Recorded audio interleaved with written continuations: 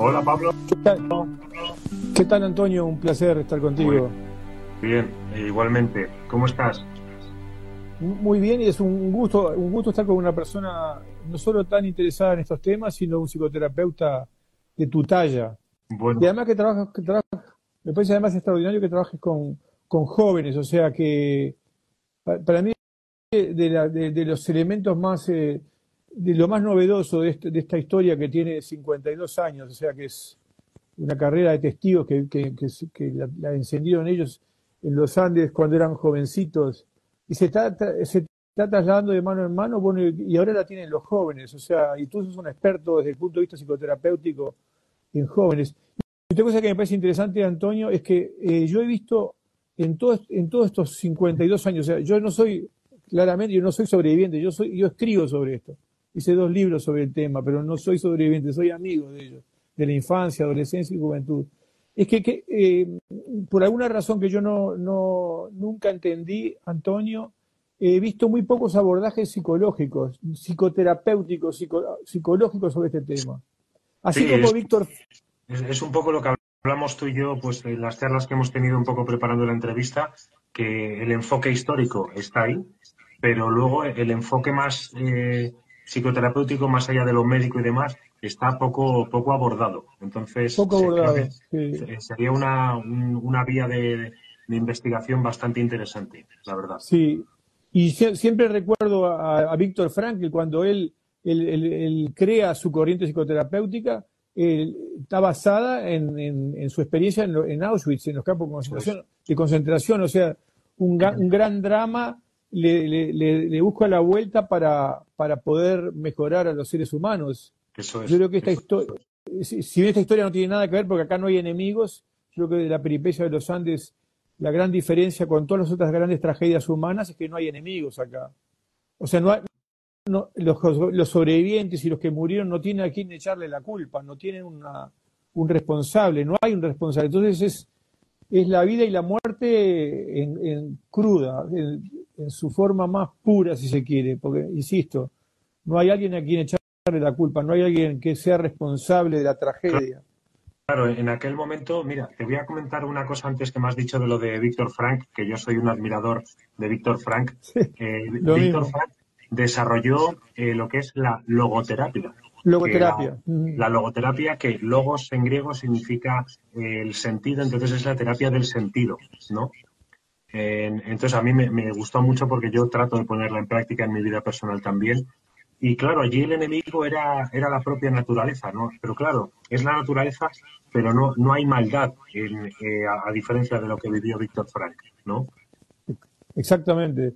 Y el Entonces, hecho de, es diferente porque, claro, es el decir, bueno, pues estamos en estas circunstancias, igual que le podría haber pasado a cualquier otra persona, pero el hecho de que no hubiera cierta maldad, o sea, cierta no, el hecho de que no hubiera maldad, sino que fueran circunstancias de la naturaleza, pues al final es lo que hace que todavía la unión del grupo sea también más poderosa, porque cuando tú ves maldad, al final se puede dividir un poco la atención en un primer momento. Pudo haber sido incluso lo de echarle la culpa al piloto, ¿no? Por ejemplo. Pero con el paso de los años se ha visto, de hecho yo le pregunté a Tintín y me dijo, Antonio, cuando fuimos a tener una charla con la Fuerza Aérea, ellos también habían perdido gente. O sea que exacto. fue duro. Sí, Claro, sí, nosotros no sí, vemos solamente una cara de la moneda, ¿no? exacto. Y además, Antonio, que el hecho de que no haya maldad, justamente lo que se genera y se desarrolla es lo contrario, lo opuesto. Yo creo que Eso esta es una historia donde se entrena la bondad, o sea, partiendo del primer instante, el primer gesto que ellos tienen es el abrazo. Se dan cuenta que si la manera de no morirse de frío, en este caso, están en el medio de los Andes. Uruguay es un país templado, un país de playas, sin montañas. No conocían el medio de los Andes, no lo conoce nadie, o sea, en rigor, solo los andinistas. Entonces, el primer gesto es el abrazo y el segundo gesto al día siguiente, cuando amanecen, es cuidar al herido. Entonces, el accidente es a las 4 de la tarde. El primer gesto es cuidar a los heridos, es priorizar a los heridos.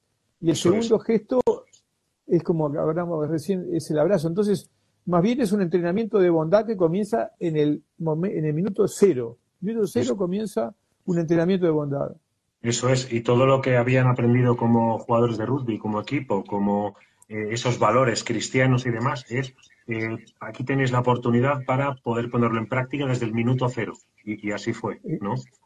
Exactamente, Pero exactamente. además lo de los abrazos es curioso, porque tú sabías que los abrazos es un potente antidepresivo. ¿Lo sabías o no? No, no sabía, no Sí, sabía. Es un potente sí, antidepresivo. cuando tú haces un abrazo, creo que es entre 10 y 20 segundos, un abrazo, un buen abrazo, se generan neurotransmisores que combaten la depresión, oxitocina, serotonina, etcétera, etcétera. Por eso cuando alguien está muy mal, ¿qué es lo que hacemos? Darle un abrazo, ¿no? Instintivamente. No lo sabía, Eso Antonio. Tú sos mi maestro, tú. En todos estos bueno, temas sos mi maestro. no, o sea, para nada, de verdad, no le puedo estar más agradecido a 2025 el haber podido conectar contigo como hemos conectado y de verdad que te lo iba a haber dicho el otro día, pero te lo digo ahora mismo delante de todo el mundo, entiendo por qué todos los supervivientes te han dado a ti la confianza de que escribas su historia, porque es que, de verdad, yo no tendría ningún problema tampoco en transmitirte mi vida, porque de verdad lo cuentas con desde la humildad, desde el cariño, desde el respeto, desde la transparencia más absoluta. Entonces, vamos, agradecido de haberte conocido un poco más de cerca, de verdad. Toma en cuenta respecto a eso, Antonio, que hay una doble coincidencia acá, ¿no? La coincidencia de que Uruguay es un país muy pequeño, Carrasco en los años 50 y 60 era muy pequeño, el barrio donde vivíamos, ¿Mm? y el colegio de Estela Maris donde concurríamos era muy pequeño también, nace en el 55, y ¿Mm? yo empiezo a ir en el 56, soy compañero de clase de Nando Parrado. O sea, en el avión estaban los más chicos, de 3 años más chicos, y los 3 años más grandes. O sea, yo estaba en la edad intermedia. Entonces, la primera coincidencia es conocer a todos los que Claro, organizaban, no los familiares. Y la sí, segunda coincidencia es que, como a ti, o sea, me gusta expresarme con la virome, con el lápiz o con la escritura, que es una afición que la traigo desde la adolescencia y que no ha hecho más que perdurar, o sea, no, o acrecentarse. ¿Mm? Viste que hay muchísimas vocaciones de infantiles o adolescentes que luego claudican. En este caso no ocurrió así. Entonces es una doble coincidencia. Siempre tengo que recalcarlo, Antonio, que no considero que sea una mayor virtud. Simplemente que no había un sustituto. O sea, ¿qué otra persona conocía, por ejemplo, de los 29 chicos? Buena parte eran del colegio y jugaban al rugby, como dicen ustedes ¿Mm? en España. Acá usamos el anglicismo, pero prefiero decirlo en español. ¿Cuántas personas conocían a esos chicos que murieron a los 20 años? Muy pocas. Y hace 52 años, o sea, imagínate cuántos quedan que conocieron a aquellos chicos y que además les gusta escribir y que además había hecho todo ese periplo en conjunto. Como bien tú sabes, la infancia y adolescencia ¿Mm? te moldea juntos. O sea, si nosotros hubiéramos sido coetáneos y en la misma escuela, el mismo colegio, tú tendrías mucho de mí y yo tendría mucho de ti. Eso es, Eh, eso es, eso. y Pero entonces, que no eso al está final confirma lo que te estoy diciendo, que las coincidencias no existen. Vamos, absoluta. Está muy bien, está muy bien, está muy bien. como si la vida te fuera de algún modo preparando para ese gran momento, ¿no? Está muy bien, sí, estoy de acuerdo. Yo en verdad cada día creo menos en las casualidades, o sea, y en esta historia en particular, como tú has hablado con muchos de los sobrevivientes, acá de citar a Tintín, pero tú has hablado con varios, y ellos Sí. te abruman con las causalidades, te abruman. Y te digo más, Antonio, incluso yo creo que haya surgido una persona como Juan Antonio Bayona en el 2011, o sea, ya habían pasado del 72 al 2011 40 años y que había leído el libro La Sociedad de la Nieve cuando Sí. lo fuimos a presentar a España con Quintín Vicintín y Daniel Fernández de Strauch, y lo leyó y que en el 2011 nos escribía ese mail, esa persona, con esa voracidad de entender, como dice él, de esto se conoce la punta del iceberg, pero no se conocen las facetas más Eso trascendentes. Por ejemplo, es. eh, dos frases que él cita en el mail ese, que lo publicamos en el libro, en la última versión. Lo primero, la frase que dice Fito Strauss, que cuando el ser humano queda, al ego se le despoja de todos los disfraces con que nos adornamos en la sociedad convencional para quedar bien, para prosperar, para que nos quieran, cuando se le despoja de todos esos adornos, lo que surge es un ser generoso. Y J. Bayona quería, vamos a hurgar en eso. Y el otro tema que quería hurgar es una frase que dice Roberto Canessa en el libro, que es, le habla a los muertos y le dice, permitan que vivamos en representación de ustedes. Y J. Bayona en ese mail dice, creo que en cine no se ha explorado estos dos temas como merecen. Por supuesto que no se, porque es lo que hablamos al comienzo, son muy psicológicos, muy o espirituales, o eso que va más allá de lo fisiológico. Está todo mezclado, sí. Está todo mezclado, es psicológico, espiritual, emocional, afectivo, es ya ahí entramos en un terreno que no es solamente pragmático, científico. De hecho, con esto que tú me has comentado, yo ya te dije que me gusta leer algunos filósofos, bueno, en general, que creo que sí que me pueden aportar en mi vida personal y particular.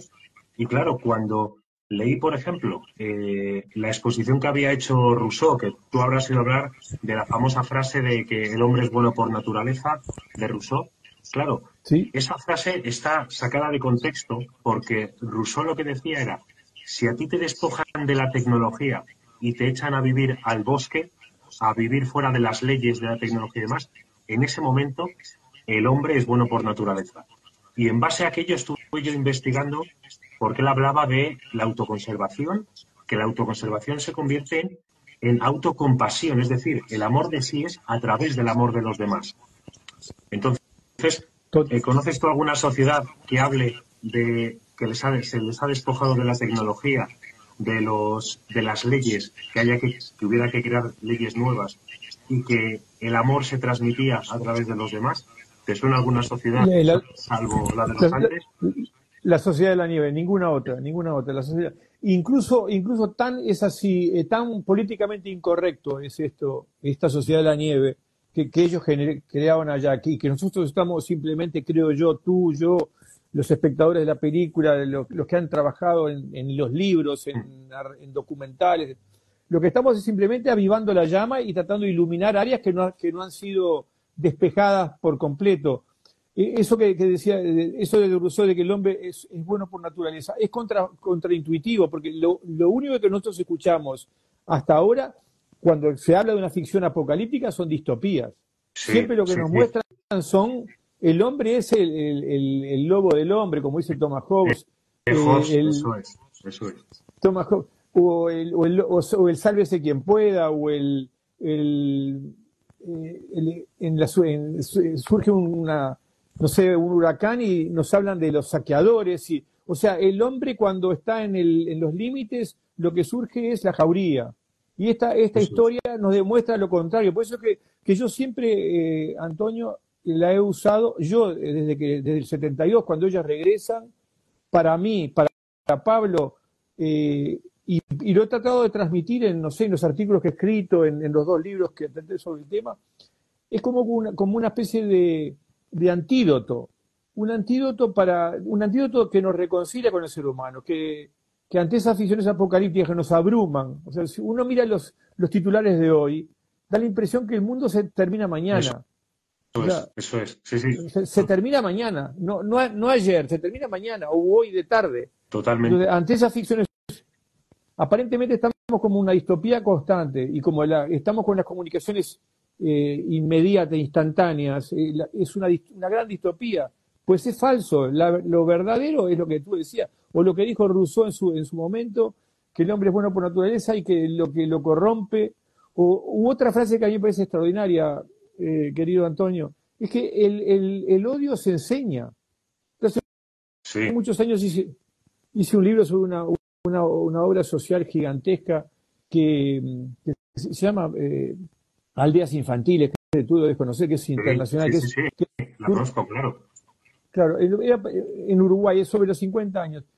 Y estuve en contacto con tantos niños y tantas familias rotas, donde esos niños que solamente se crían en ambientes de violencia. Entonces, claro, ahí sí que es una tarea gigantesca, pero cuando no se cría en un ambiente de violencia, que es como aparece en la película, a mí me parece interesantísimo en la película cuando Numa, que es Sí, el que narra, cuando van en avión, que dice criados con amor, en casas criados cerca con del mar. amor. La frase que dice es, no conozco a casi nadie, pero todo me resulta familiar. Venimos de familias criadas con cariño en casas cerca del mar.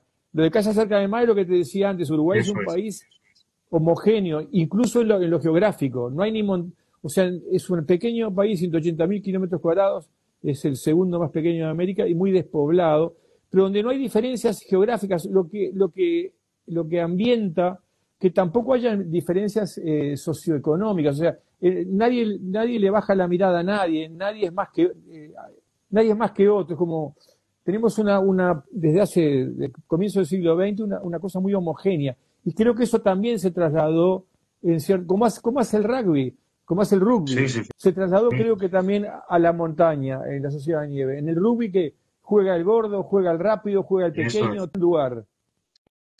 Eso es, pero sobre todo con un respeto de unos a otros. Por eso, al final, llega una persona nueva, como me ha pasado a mí en mi nuevo trabajo, que ya te comenté. Yo llego de nuevas, pero una aceptación impresionante. ¿Por qué? Porque tú ya llegas, oye, yo soy psicólogo, vengo a ayudaros, y desde ese momento ya es una apertura a la cercanía y demás. Entonces, cada partido que trabajo con ellos, cada entrenamiento, cada vez que converso con ellos de manera privada, entiendo todo lo vivido en la montaña. Porque, por ejemplo, habla el capitán y todos atentísimos a lo que dice él. O sea, el cuerpo técnico, todos. Entonces, es lo que representó en su momento Marcelo, el trabajo, por desgracia, la mochila que él mismo se puso, pero que cada día entiendo más lo que pasó en la montaña, de verdad. Totalmente, Antonio. Y hay un factor del rugby que lo recuerdo cuando yo lo jugué hasta los 20 años, después no seguí jugando. Y yo siempre me impresionaba la lealtad que requiere, porque tú puedes lastimar al adversario, pero no lo haces, no se te cruza por la cabeza eh, lastimarlo, más bien lo preservas, o sea, hay como una suerte de lealtad implícita. Sí, sí. Si entras a la cancha para jugar duro, pero no para lastimar a nadie. Y, Entonces, y volviendo a la luego termina el maldad y a la partido, bondad, y luego y el termina el tercer tiempo, partido, eh, eso es, y el, todos abrazados, y el- comiendo, bebiendo, maravilloso. y el tercer tiempo es eso. Entonces, era simplemente un juego donde pujabas por ganar con fuerza, pero sin malas intenciones. Algo así me parece que es muy peculiar y claramente se trasladó también a la sociedad de la nieve.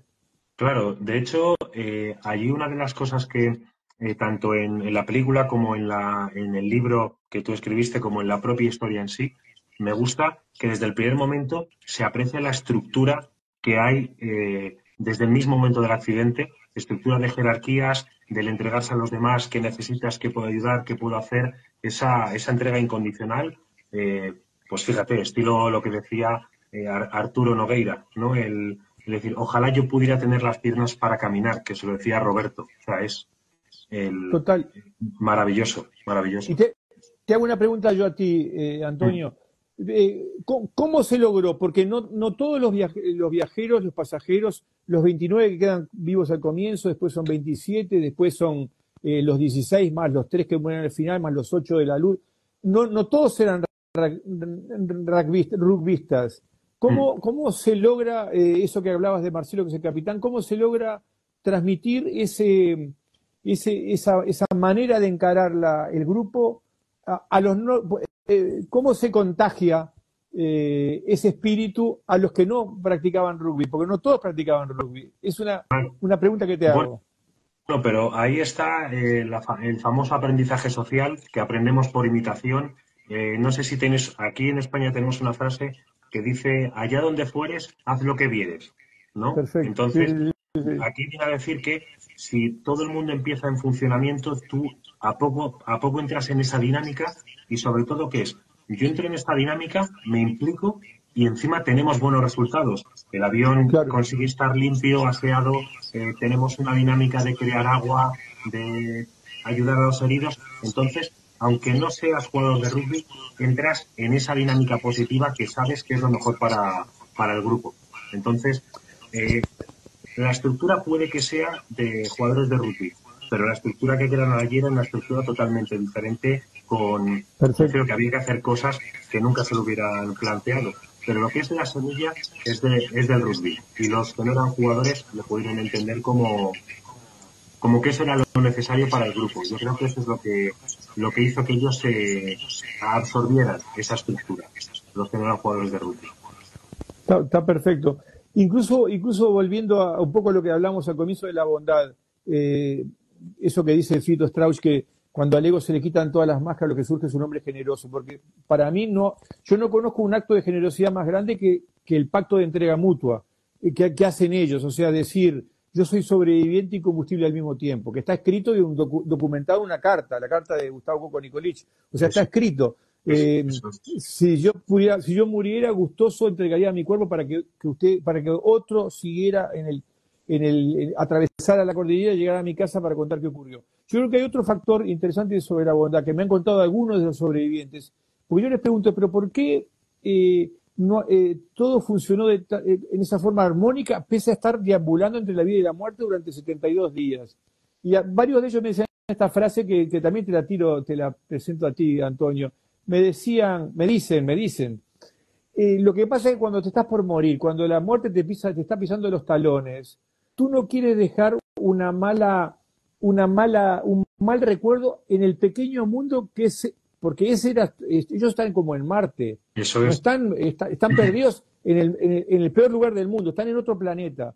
Tú no quieres, me dicen ellos, tú cuando te estás por morir, porque la muerte es, cuando uno moría, yo soy en la canesa, yo estoy en la lista de espera y soy el próximo. Tú no Sí. quieres dejar un mal recuerdo al universo que te queda, que son ellos. Te lo pregunto también a ti. Sobre todo que no aparte del recuerdo, el tema de lo de las máscaras es por la sensación de decir, claro, cuando en la sociedad del llano, que de algún modo ha venido ese término un poco por toda la historia de los Andes, claro, tú en la sociedad del llano, ¿para qué nos ponemos máscaras? Por un propósito, para conseguir algo, para no sé qué. Allí no existía ningún propósito salvo sobrevivir, salvo aguantar un día más, un minuto más. Como decía eh, Pedro Algorta, lo de viviendo bajito, ¿no? Sí, sí, sí, total. Pues eso, al final es el decir, ¿para qué voy a demostrarte que no tengo miedo? No sirve nada, te demuestro mi miedo Claro, y así nos claro. podemos ayudar unos a otros. Claro, Está aquí, perfecto. sobre todo porque tenemos un objetivo común.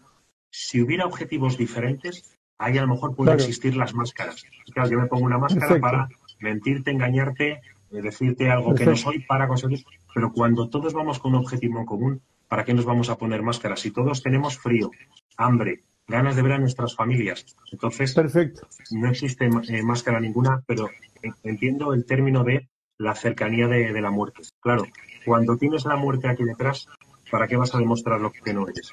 ¿No? Perfecto, perfecto, perfecto. Claro. Con esta historia, cuando tú piensas bueno, pues entiendo que muchas veces le darás vueltas a tenía que sobrevivir, a la sociedad de la nieve, eh, pero fuera de lo que es el libro, los libros en sí, mentalmente, ¿a qué parte de la montaña sueles volver? A qué parte de la montaña te lleva la mente? Está interesante. Yo creo que depende de la época. Depende de la época, Antonio.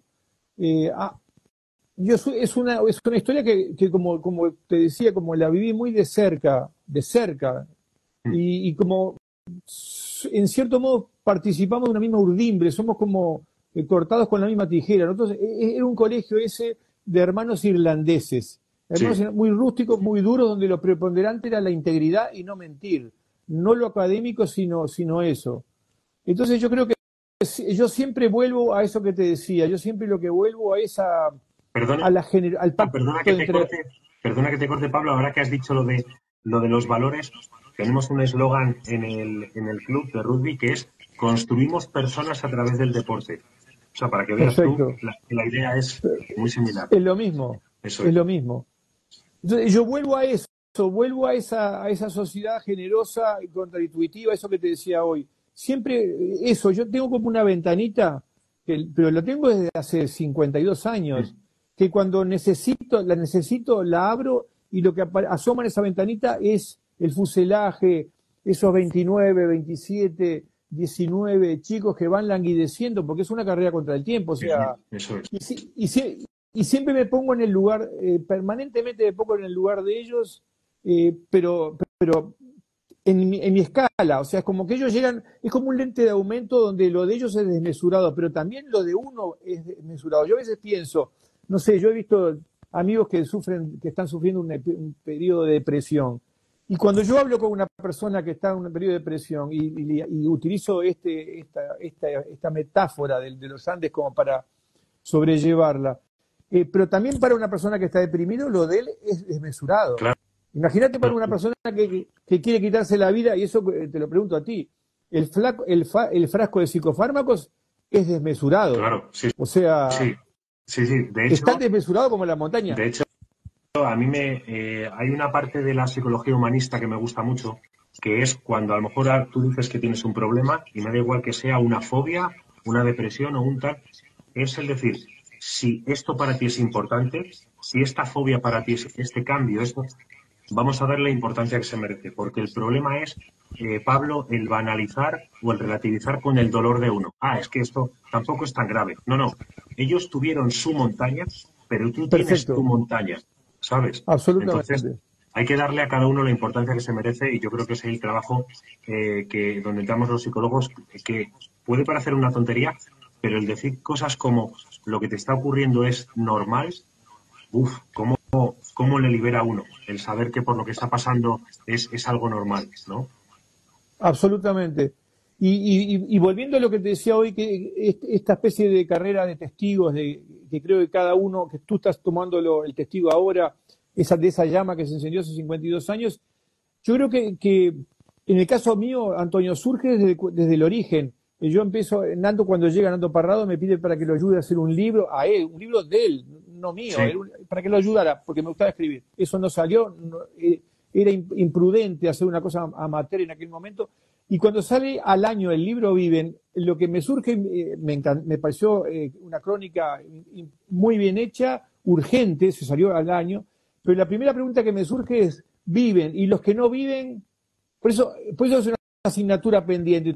¿Y los que no viven, quién cuenta su historia? Claro, Y ahí de vuelta, como te decía... Lo que pasa ¿sí? Dime. es que yo entiendo que no se escribiera sobre los fallecidos porque el dolor era tan intenso que yo creo que Exacto. cualquier tipo de acercamiento a las familias era de decir, no podemos hablar. O sea, es que es imposible. Totalmente. Entonces, a los fallecidos se les ha ido dando la importancia, la importancia la han tenido siempre, pero se ha ido profundizando una vez que las familias han ido abriendo sus puertas. ¿Por qué? Porque yo entiendo que en ese momento es que cualquier acercamiento era de decir, es que si tú me preguntas, lo que estás haciendo es recordarme quién no ha vuelto de mi familia. Exacto, es como dicen los familiares, hasta hoy lo dicen, tu presencia es la ausencia de mi hijo, de mi hermano. No, yo estoy totalmente de acuerdo. Sí, sí. O sea, el libro Viven tenía que haberse hecho de esa manera, focalizándose en los sobrevivientes. Pero el tiempo hace su parte, y tú de duelo y de trauma entiendes mucho. Y el duelo, tú lo has dicho, el duelo no es que la persona no está, sino que está pero de otra manera, está sin bloquearme, está sin perturbarme la funcionalidad, el despliegue de mis emociones, la felicidad. El duelo es un proceso que lleva a eso, ¿verdad, Antonio? Eso es. De hecho, tú, si te das cuenta, en estos 52 años hemos ido como alcanzando diferentes niveles de profundidad. Primero era, por un lado, lo extremadamente bueno y lo extremadamente malo, que era Nando y Roberto, los superhéroes, y el tema de la antropofagia. Incluso parecía que el resto de supervivientes, como que no tal, porque parecía que el elemento principal eran Nando y Roberto. Pero poco a poco nos vamos olvidando de la antropofagia. Vamos viendo la importancia de lo que hicieron cada uno de los supervivientes que no eran expedicionarios, que también aportaban al grupo. La importancia de Tintín como expedicionario que se dio la vuelta. y vas profundizando, y después de haber profundizado en ellos, pasamos a los fallecidos y todo lo que le dieron al grupo para poder estar donde están. Los aprendizajes, la filosofía de Arturo, del Vasco, de Numa, la entrega incondicional de Numa. Entonces, si te das cuenta, ahora mismo estamos en el lugar opuesto, que es la importancia de los que no están. Absolutamente.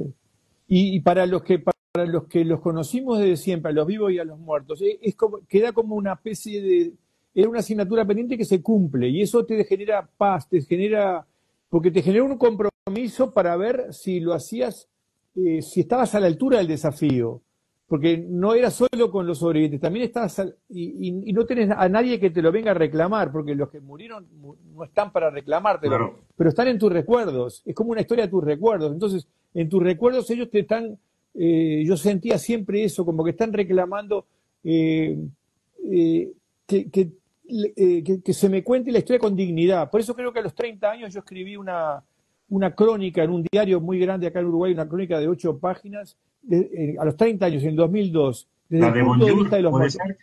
No, Ah, la de qué pasa, ah, un suplemento del diario El País. sí, La de Bonjour son otras, yo escribí sí. muchas cosas sobre. Y se llamaba Nosotros los Otros. Y la portada del suplemento dice 30 años en la montaña, no después de la montaña, en la montaña. 30 años en la montaña. Que tienen las palabras exactas de lo que tú querías transmitir, claro. Exactamente.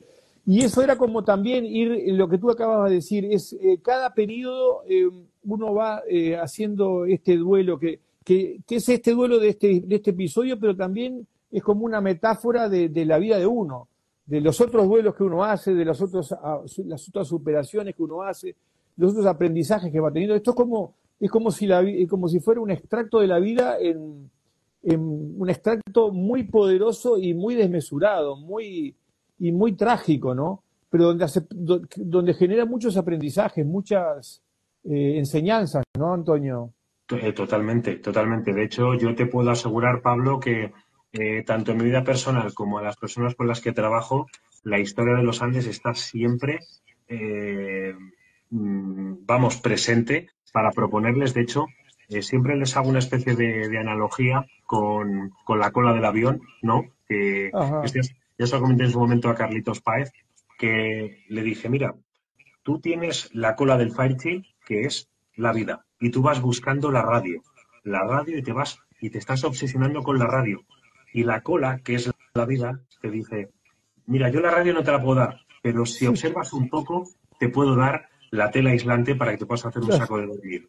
Entonces yo se lo devuelvo y digo, ¿qué te está diciendo la vida? Porque tú tienes el foco puesto en la radio y estamos viendo que la radio no funciona. ¿Qué otros elementos tienes en tu vida para hacerte tu saco de dormir? Así está brillante. se lo plasmo yo. Es brillante, brillante la metáfora.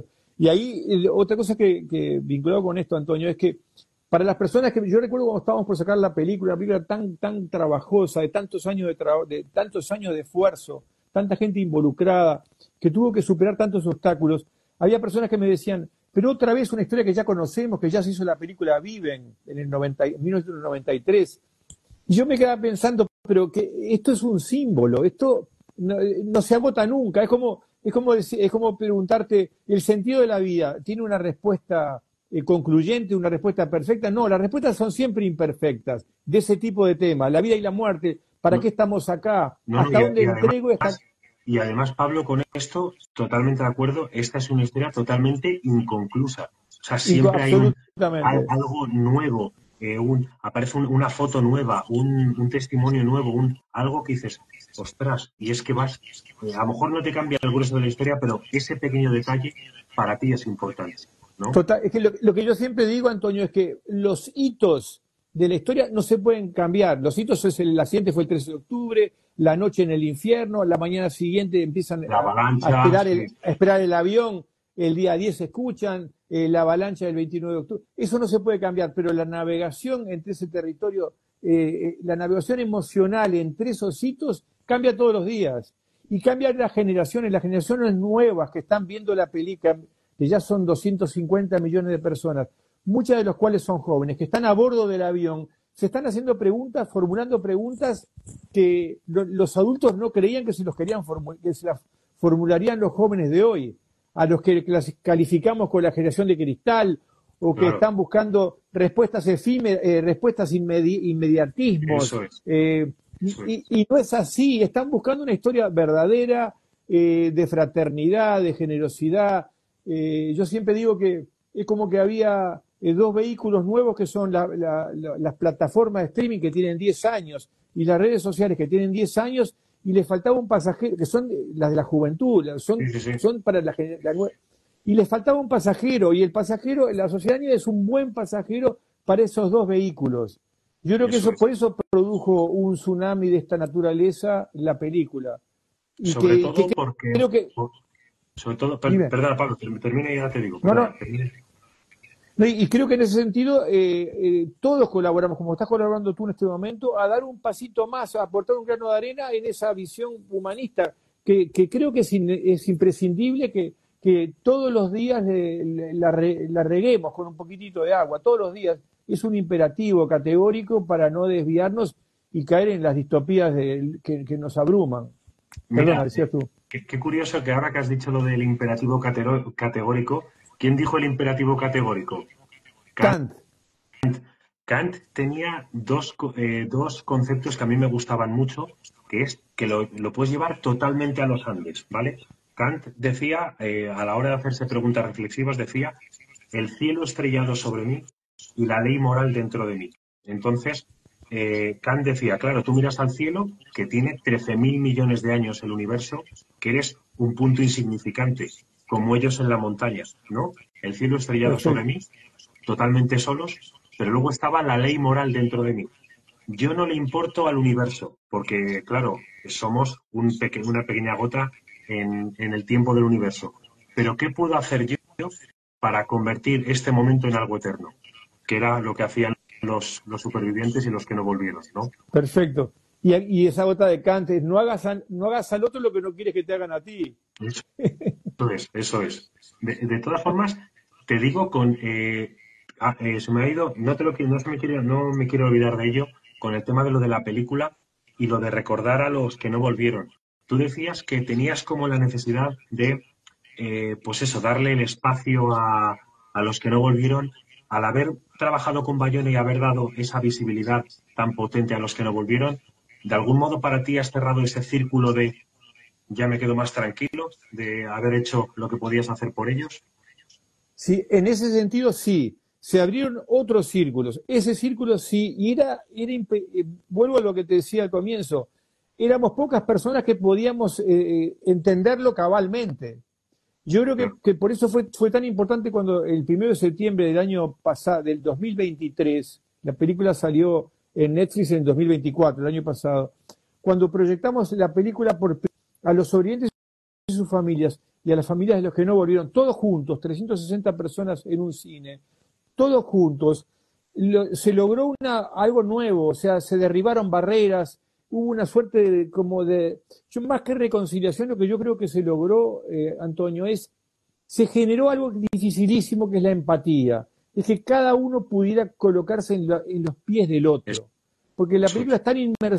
es tan inmersiva que yo puedo sentir que mi hermano que quedó en la montaña, en rigor hizo todo lo que pudo, así como hicieron los sobrevivientes. O sea, no es que uno ocupó el espacio de otro, no, todos dieron, como lo dice de Tintín, todos dieron el 100%, todos dieron lo máximo que podían para, otra manera de decirlo, todos fueron la mejor versión de sí Eso mismos. Hay una es. frase que me Eso fascina, que me encanta de Daniel Fernández, que dice, nunca fuimos mejores personas que en la montaña, que es la razón por la cual él nunca quiere volver. O sea, si nunca fuimos mejores personas que en la montaña, y otra frase de ellos es, somos más que hermanos y más que amigos. Esa palabra falta, o sea, que claramente ellos saben conocen algunos conceptos que nosotros no conocemos. claro. Sí, sí. De hecho, yo Sí, les digo, siempre termino una pregunta con ellos que es, ¿hay algo que nunca hayas contado? Dice, sí, claro, hay cosas. ¿Por qué? Porque son esas claro, cosas que solamente conocen entre ellos. Por eso son una sociedad exactamente, tan, tan limitada, ¿no? Porque es que nadie puede claro, entrar ahí desde fuera, por mucho que to- proponga, por mucho to- que, oye, yo es que totalmente. soy médico, soy montañista, que no, que es que tú no sabes lo que No, hemos no, vivido. no, totalmente. Pero luego Y por con eso, lo que sí, has dicho tú, sí, con lo que has comentado tú de lo de romper barreras, yo me acuerdo que además lo sacasteis en Netflix, de Estela, la hermana de Marcelo, que ella no quería leer nada, nada que tuviera que ver con la historia. Y al ver en la película que su hermano cuando murió, lo que hizo fue empezar a estar tranquilo por primera vez en 15 días, el hecho de que él se fuera con paz, eso es lo que a ella le tranquilizó, es decir, se ha ido sin sufrir, porque además los supervivientes decían la cara de sonrisa de Marcelo cuando estaban sacando el cuerpo, de liberación absoluta. la narración de Numa ahí dice un instante de sosiego. Eso Él es. tuvo un instante de sosiego. Y en ese sentido, Antonio, para mí me parece sorprendente, y esto también desde el año 72 lo hablo particularmente. Nando era mi compañero de clase, o sea, lo conozco desde que nací. Conocemos a todos porque todos éramos exalumnos de un colegio muy pequeño, y los exalumnos jugábamos juntos al rugby después de terminar la secundaria. Pero eh, perdona, pero me olvidé lo que te iba a decir, algo de lo que estamos hablando, no recuerdo lo que te iba a decir. Bueno, si quieres, seguimos hablando y ya lo recuperas, Sí, sí, ¿sí? sí, va a aparecer, Eh, sí. ¿A ti te propusieron llegar a ir te animaron a que fueras a ese viaje? No, no, no es que me propusieran, todos sabíamos que el viaje era. Lo que quise decir con no es, jamás estuve por ir en ese viaje. Vale. O sea, yo podía haber ido perfectamente porque era exalumno, había jugado Mm, como fueron tantos. Y yo sabía, estaba informado del día, el precio, la hora, mm. todos los detalles. Pero lo que yo tengo es la tranquilidad o la serenidad de que jamás se me cruzó por la cabeza ir. Te lo digo así porque tengo amigos íntimos hasta hoy que estuvieron al borde de ir. Uno de ellos particularmente que por una premonición de una hermana que es chileno, una premonición de la hermana se bajó del avión el día previo y la llave se la entregó, es un chileno que tiene un apartamento en Santiago, y la llave se la entregó a uno de los chicos que murió y quedó en la montaña la llave. Entonces, yo sé lo que es, y este chico, este amigo, que es amigo íntimo hasta hoy, de este tema no ha podido hablar nunca, salvo con la película. O sea, la película también genera Sí, esa especie de ventana que se abre. sí, Hasta pero que la película, esa posibilidad de saber que estuvo tan cerca de haber ido le dejó, le traumatizó de algún modo, claro. te lo pregunto a ti, ¿por qué este amigo, que es una persona sumamente, es un agrónomo, una persona que tiene una familia extraordinaria, nunca pudo abrir un libro o escuchar hablar hasta la película? La película sí también había pasado mucho más tiempo, nunca leyó nada, ¿entiendes?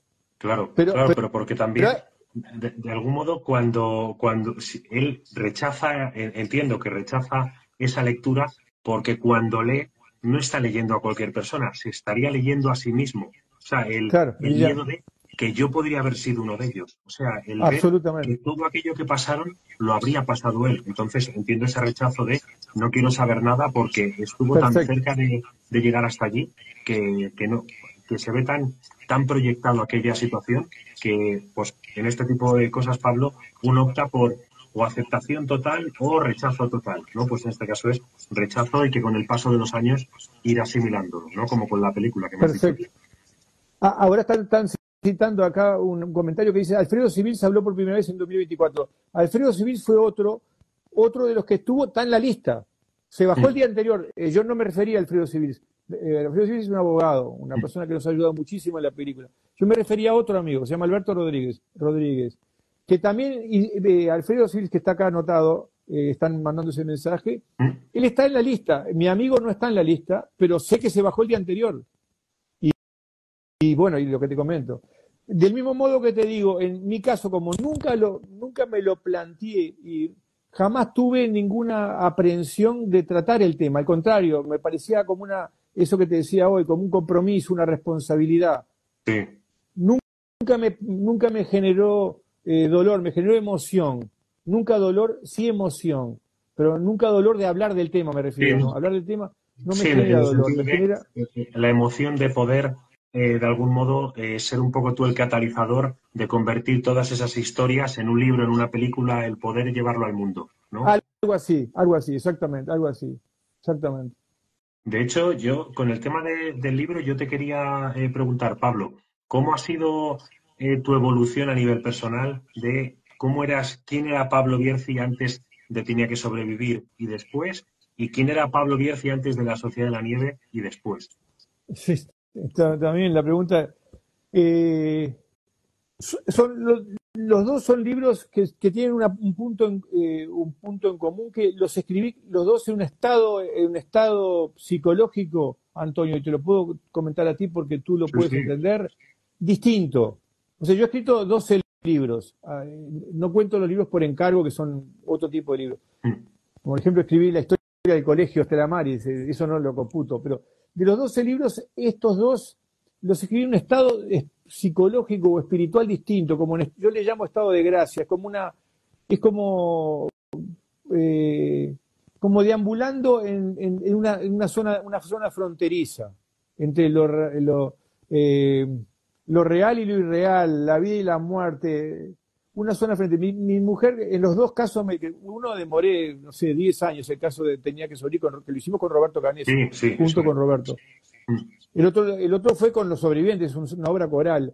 Y como me decía mi mujer, en los dos casos era como que yo trabajo en un escritorio que tengo acá al fondo de mi casa, acá en Montevideo. Mm. Dice que yo estaba como 10 centímetros arriba del piso. No es que estás más inteligente, estás en otro plano de conciencia. Ella me decía, la sensación que me dejabas cuando venías de noche y cuando te ibas de mañana, es que estabas a 10 centímetros, no estabas en la vida cotidiana, estabas en otro plano de conciencia. Y creo que eso, supongo que es por todos estos elementos que estamos hablando, el conocerlos, haberte moldeado juntos, tener una parte tuya ahí, eh, la representación de hablar por chicos que no están. En el caso del libro con Roberto también, porque en el caso de Tenía que sobrevivir, es la historia de Canesa. Canesa es un médico que se dedica a tratar niños con Eso cardiopatías congénitas. O sea, es. Eso es. hace lo mismo que ellos tratan niños que están desahuciados, que están decretados muertos por la sociedad de llano, como ellos escucharon que los decretaban Eso es. muertos. Entonces, tratan niños que, que nadie trataría, incluso el concepto de éxito y fracaso es distinto. Yo con esos niños que los entrevisté a muchísimos para hacer ese libro, a las familias, a las Mm. madres, recuerdo que algunos que habían muerto, recuerdo uno de los niños, Tomás, que había muerto a los 4 años, y yo le decía a la madre, qué terrible, Adriana, porque yo me enamoré de ese niño. Y ella me dijo, no entendiste, Pablo, porque terrible hubiera sido que no hubiera vivido los 4 años que le robamos a la muerte. O sea, hasta el concepto de éxito y fracaso te cambia. Eso Y eso hace que estés es. como en otro plano, o sea, a 10 centímetros del suelo. ¿Entiendes, Sí, Antonio? sí, que ahí se puede ver como qué pena por lo que no tenemos o doy gracias por lo que he tenido, ¿no? Exactamente, exactamente. Es lo que dice la mamá de un niño que a los 4 años muere, que podía haber vivido, pero los 4 años se lo robaron a la muerte. O sea, es un paciente de Roberto. Si no fuera esa vehemencia, esa voluntad, y el poner todo el prestigio que lograron con los Andes para una causa noble como es curar a los niños de cualquier condición socioeconómica. Roberto logra, gracias al prestigio de los Andes, logra tener en su celular, en su móvil, los teléfonos de los mejores médicos del mundo. Entonces, Claro. él utiliza el prestigio de los Andes para la mejor misión imaginable. Él consigue enviarle la ecografía de un niño que nació con la mitad del corazón al mejor experto en Estados Unidos o en Japón Entonces yo Sí, digo, si se habrá sido indeleble la huella que dejaron los Andes, si será no, claro, al indeleble. final tú tienes varias opciones. Cuando tienes una situación de estas, puedes utilizarlo para un bien propio, que es Exacto, todo para mí, o para decir, exacto, bueno, utilizo esta historia ya que voy a ser famoso sin haberlo elegido, exacto. bueno, pues lo hago para dejar una huella muchísimo más grande y que esto pueda beneficiar, o sea, que se expanda como una red neuronal que llegue a cuantas más personas mejor, ¿no? Entonces, Y, él entiendo que Roberto como médico, obviamente, es muy bueno, pero si además tiene el prestigio de que se le conoce, de que es un personaje público, pues él hace uso de todas esas características y habilidades propias para poder hacerlo mejor de lo mejor en su profesión, que al final es su vocación. Es exacto, Antonio. Y creo que en nuestra escala, tú y yo, estamos también tratando de continuar esa cadena sumando eslabones. Creo que esto es es una tarea colectiva, como ellos nos enseñaron, humilde, de sumar eslabones, y que no, y como decíamos hoy, que no es concluyente, no vamos a llenar.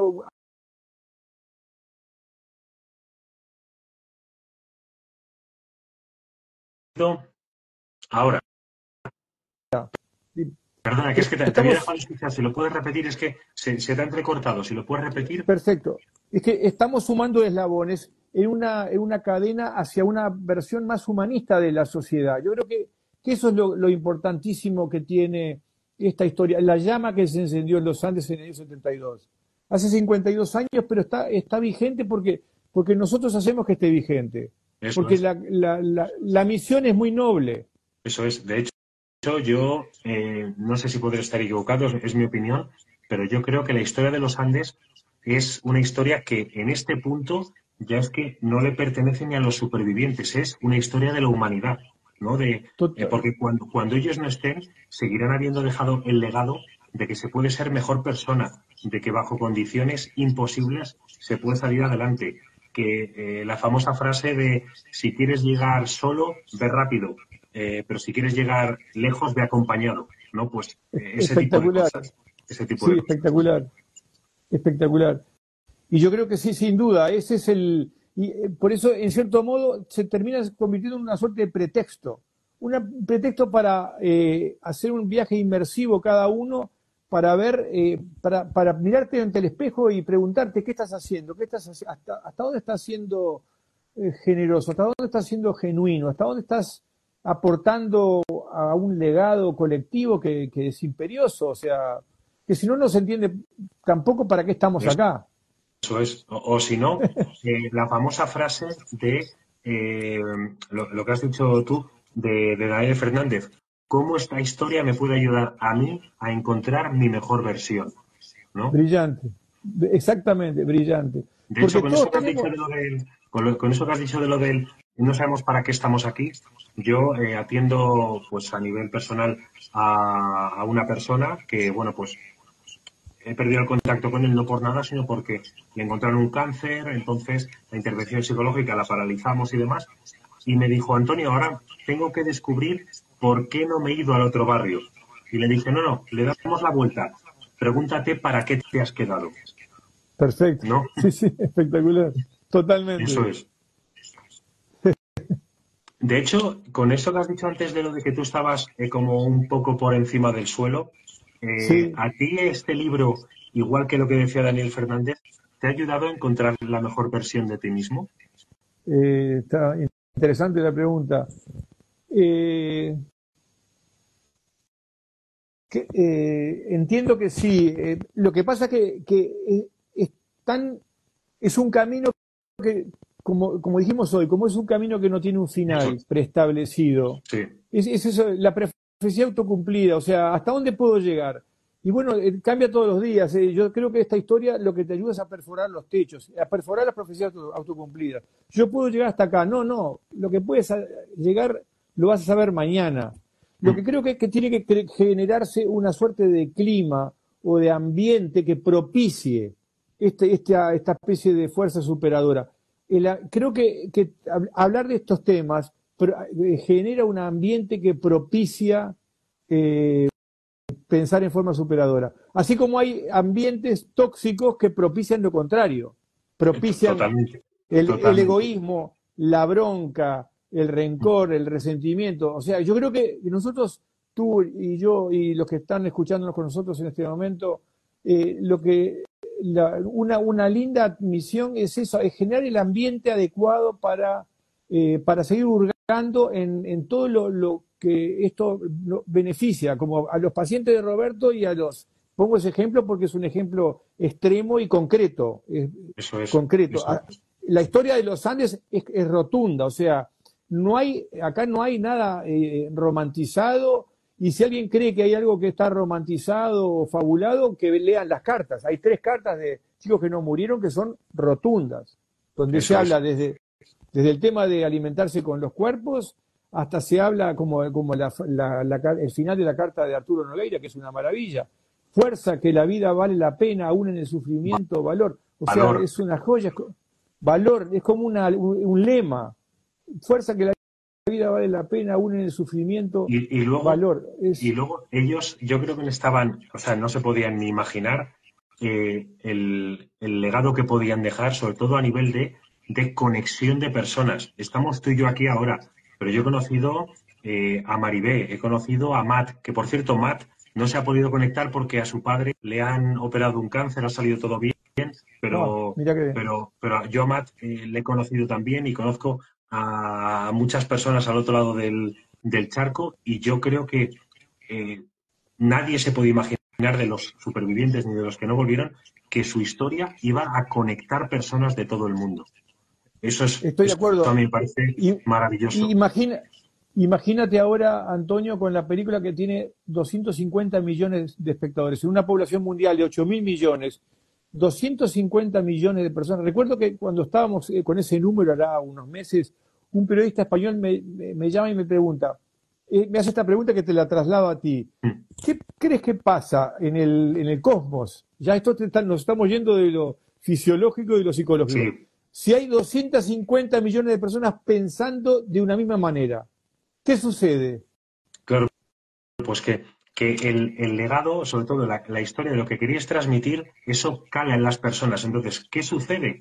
Que esas personas, a la gente de su alrededor, a quienes no hayan visto la película, les van a compartir los valores que les ha traído la película y el libro. Entonces, lo positivo de todo esto es que, aunque pueda parecer exagerado, lo que estamos haciendo es, para futuras generaciones, estamos haciendo del mundo un lugar mejor gracias a esta historia. ¿Por qué? Porque a las siguientes generaciones, cuando estos jóvenes sean padres, también les transmitirán, tanto los padres como las madres, les transmitirán a sus hijos y a sus hijas esta historia. Entonces, lo que hemos hecho con esta película ha sido crear la red neuronal de la que te hablaba de cara al futuro, porque esto estamos hablando del presente, pero con esa película hemos creado un porvenir para mí bastante más positivo de lo que se pueda plantear. Antes que me hablabas de las distopías y demás, esta película lo Sí, que ha hecho, en la medida que sea, que eso estará por ver de cara al futuro, pero obviamente un lugar mejor, ¿no? está brillante. Y me viene a la mente, Antonio, vuelvo al tema, a la distopía con las guerras, ¿no? Así como hablamos hoy de Víctor Frankl, las cartas, a mí me fascinan las cartas de Ana Frank. Y recuerdo una frase de ella que está en el retiro de la tapa de un cuaderno de Ana Frank, que después la matan, ¿no? Y dice, ten coraje y sé gentil. Creo que esa frase de ella, que ahí sí que estaban los enemigos acechándola, Sí, sí, sí. rige, ten coraje y sé gentil. Creo que también se parece, ahí está como Víctor Frankl, con el enemigo acechándola, ¿no? Que termina matándola. Pero creo que ahí se parece, también estamos en el mismo tono, la misma vibración musical que los Claro, Andes. pero esto es como una frase, esto me recuerda mucho, Pablo, una frase que decía Bruce Lee, que decían, es que si yo soy buena persona, ¿por qué la vida me trata mal? ¿No? Y Bruce Lee decía, es que el hecho de que tú no comas carne no significa que un león, si te ve, te vaya a atacar. Entonces, Ajá, aunque la vida te trate mal, aunque estés con el enemigo, tienes que mantener tu esencia. Si tú quieres ser buena brillante. persona, tienes que tratar de serlo en un campo de concentración, rodeado de nazis o en la situación que sea. Que el Perfecto, ambiente no perturbe tu esencia. Yo creo que es el mensaje de, perfecto. de todos. Haya enemigo o no haya enemigo, tú mantente Ajá, fiel a lo que crees. perfecto, brillante. Totalmente de Es como, acuerdo. es como yo lo veo, Pablo. Totalmente de acuerdo, Antonio, como siempre. Yo te quería preguntar, que esto le he preguntado a Matt, que he hablado con él esta tarde, digo, oye, ya que no vas a poder estar, dime algo que le pueda preguntar a Pablo, y me ha dicho que a la hora de escribir el libro, ¿qué fue lo que, por un lado, dos preguntas? ¿Qué es lo que más disfrutaste? No sé si a la hora de escribir, de las entrevistas, ¿qué es lo que más disfrutaste del proceso de escribir el libro? Y si tú te imaginabas que años después este libro se convertiría en una película y que tuviera la repercusión que ha tenido. en esto también voy a ser no vanidoso, te voy a contar la verdad, la verdad. Eh, lo que más disfruté de la escritura es poder cumplir después de tantos años ese desafío que se me planteó en el 73 cuando Nando Parrado me pide que lo ayude a su libro, que Nando recién lo saca sin mi ayuda en el 2006, un excelente libro que es Milagro en los Andes. Yo creo que es fue como una especie es como que se cumple un compromiso y un deseo. El Pero compromiso. tuviste que tener paciencia, ¿eh? Tuviste que tener Lo paciencia que para pasa cumplirlo. lo que pasa, Antonio, es que había que tener muchísima prudencia, Sí, muchísima prudencia. sí. Yo como lo seguía viendo, yo me daba cuenta del daño que el dolor que le generaba cuando algunos de ellos hablaban a los familiares de los que no volvieron. Ese asunto de tu presencia es la ausencia de mi hijo, tu presencia es la ausencia de mi hermano. El dolor que le generaba. Yo lo veía porque yo era Sí, amigo sí. de los que sobrevivieron y de los hermanos. O sea, yo lo veía de primera mano. Entonces, la prudencia con que había que tratar este tema, para mí, era como, era mucho, yo necesitaba creo que mucho más prudencia que un tercero, que no los conociera, como si a mí me trajeran, me invitaran a hacer la historia, no sé, de otra circunstancia histórica, de Sí, otro episodio histórico como... estilo Pierce Paul Rick, ¿no? Viene alguien Exactamente. externo, ¿no? Donde en cierto modo tú no tienes compromiso. Que me pasó en Claro. la película, Antonio, ninguno había visto, ninguno, ni los sobrevivientes ni los familiares, habían leído una línea de guión. Hicieron confianza en J. Bayona, en Belén Atienza, las productoras, yo soy productor asociado a la película, pero fundamentalmente al que conocían de toda la vida era a mí. Tampoco es ningún mérito, es simplemente la coincidencia que hablamos al comienzo. Entonces, y ellos, por supuesto que me hablaban, me cruzaban en la calle, me llamaban por teléfono, y yo no podía mostrarles el guión porque en rigor el guión fue una guía, y se terminó de construir en el rodaje, y luego en la edición, en el montaje. Entonces, era absurdo que les contara un episodio que después capaz que no estaba en la película o que estaba. Entonces, el día ese que te mencionaba, el 1 de septiembre de 2023, cuando se exhibió la película a todos, el riesgo y el desafío era haber estado a la altura de la confianza otorgada. La palabra esta parece una palabra muy Sí, manida, la porque confianza iban a ciegas a ver la película, o sea, a no sabían, ciegas. claro. Y la confianza, viste que hay palabras que tienen como un escalón más profundo, un escalón más profundo. La palabra confianza tiene infinitos escalones más y más profundos. Esta es la confianza definitiva, o no, definitiva no, nada es concluyente. Casi la penúltimo escalón de la confianza, porque me iba la vida. Imagínate si alguno de los hermanos de los que quedaban en la montaña me interpela a la salida del cine y me dice, Pablo, tú a mi hermano no lo trataste con la dignidad que se merece, porque el que lo conociera yo, Claro, J. Bayona, que es un sabio, no lo conocía, Belén y Sandra no los conocían. claro, sí, Entonces, o Numa, o que te digan, Numa jamás habría dicho esto, ¿no? exactamente, Claro, exactamente, pero yo Numa que no lo conocía porque no iba a mi colegio, la investigación sobre el personaje Numa, sobre la persona Numa, la hice con sus hermanos, con sus amigos, con sus compañeros de clase. O sea, fue una tarea extenuante. Y ver que la familia y que los amigos vinieron a decirme, a abrazarte, porque ahí está lo que tú decías hoy, que el abrazo tiene otras connotaciones que me parece fascinante. No solo con la depresión, tiene otras connotaciones de la emoción, de una transmisión de... Y acá la confianza es yo lo que sentí ese día es que la confianza, eh, cuando la confianza cuando cumplís con la confianza depositada en ti, es de los hechos más gratificantes de la vida. Cuando, totalmente, cuando totalmente, porque estás a sobre la todo porque altura de... he cumplido contigo, pero sobre todo conmigo, con lo que yo esperaba de mí mismo, ¿no? Espectacular, brillante, exactamente. Y máxime, Antonio, cuando la confianza es de una persona que no está. Tú estás interpretando a un chico que hace 50 años que no está. Y el hermano el hermano es el que te viene a abrazar, a decirte, a decirte que la confianza que depositó en ti era correcta. Sí, Y sobre todo por lo que tú dices, porque tú tenías la responsabilidad de transmitir, pero los actores la responsabilidad de dejar a la altura la persona a la que representan y que además no puede defenderse, como tú has dicho antes, ¿no? Y claro, y en ese sentido fue muy importante, Antonio, el hecho de que durante el proceso del rodaje y el proceso de los ensayos, que hubo 2 meses de ensayo en Barcelona y después el rodaje de 4 meses en la montaña, más todo el rodaje en Uruguay, es haber tenido, y que yo creo que eso ayudó incluso a los actores. Yo no soy idóneo en tema de actoral, ni Bayona es un superdotado, pero ayudó a todo el equipo el hecho de que teníamos a los sobrevivientes y a algunos familiares de los que no volvieron al teléfono, tarea que me correspondía a mí. J me decía, Pablo, a ver este diálogo, ¿cómo crees que fue? Y yo inmediatamente llamaba a los interlocutores de ese episodio, si estaban vivos. Oye, ¿cómo lo habría dicho? ¿Cómo se habría expresado?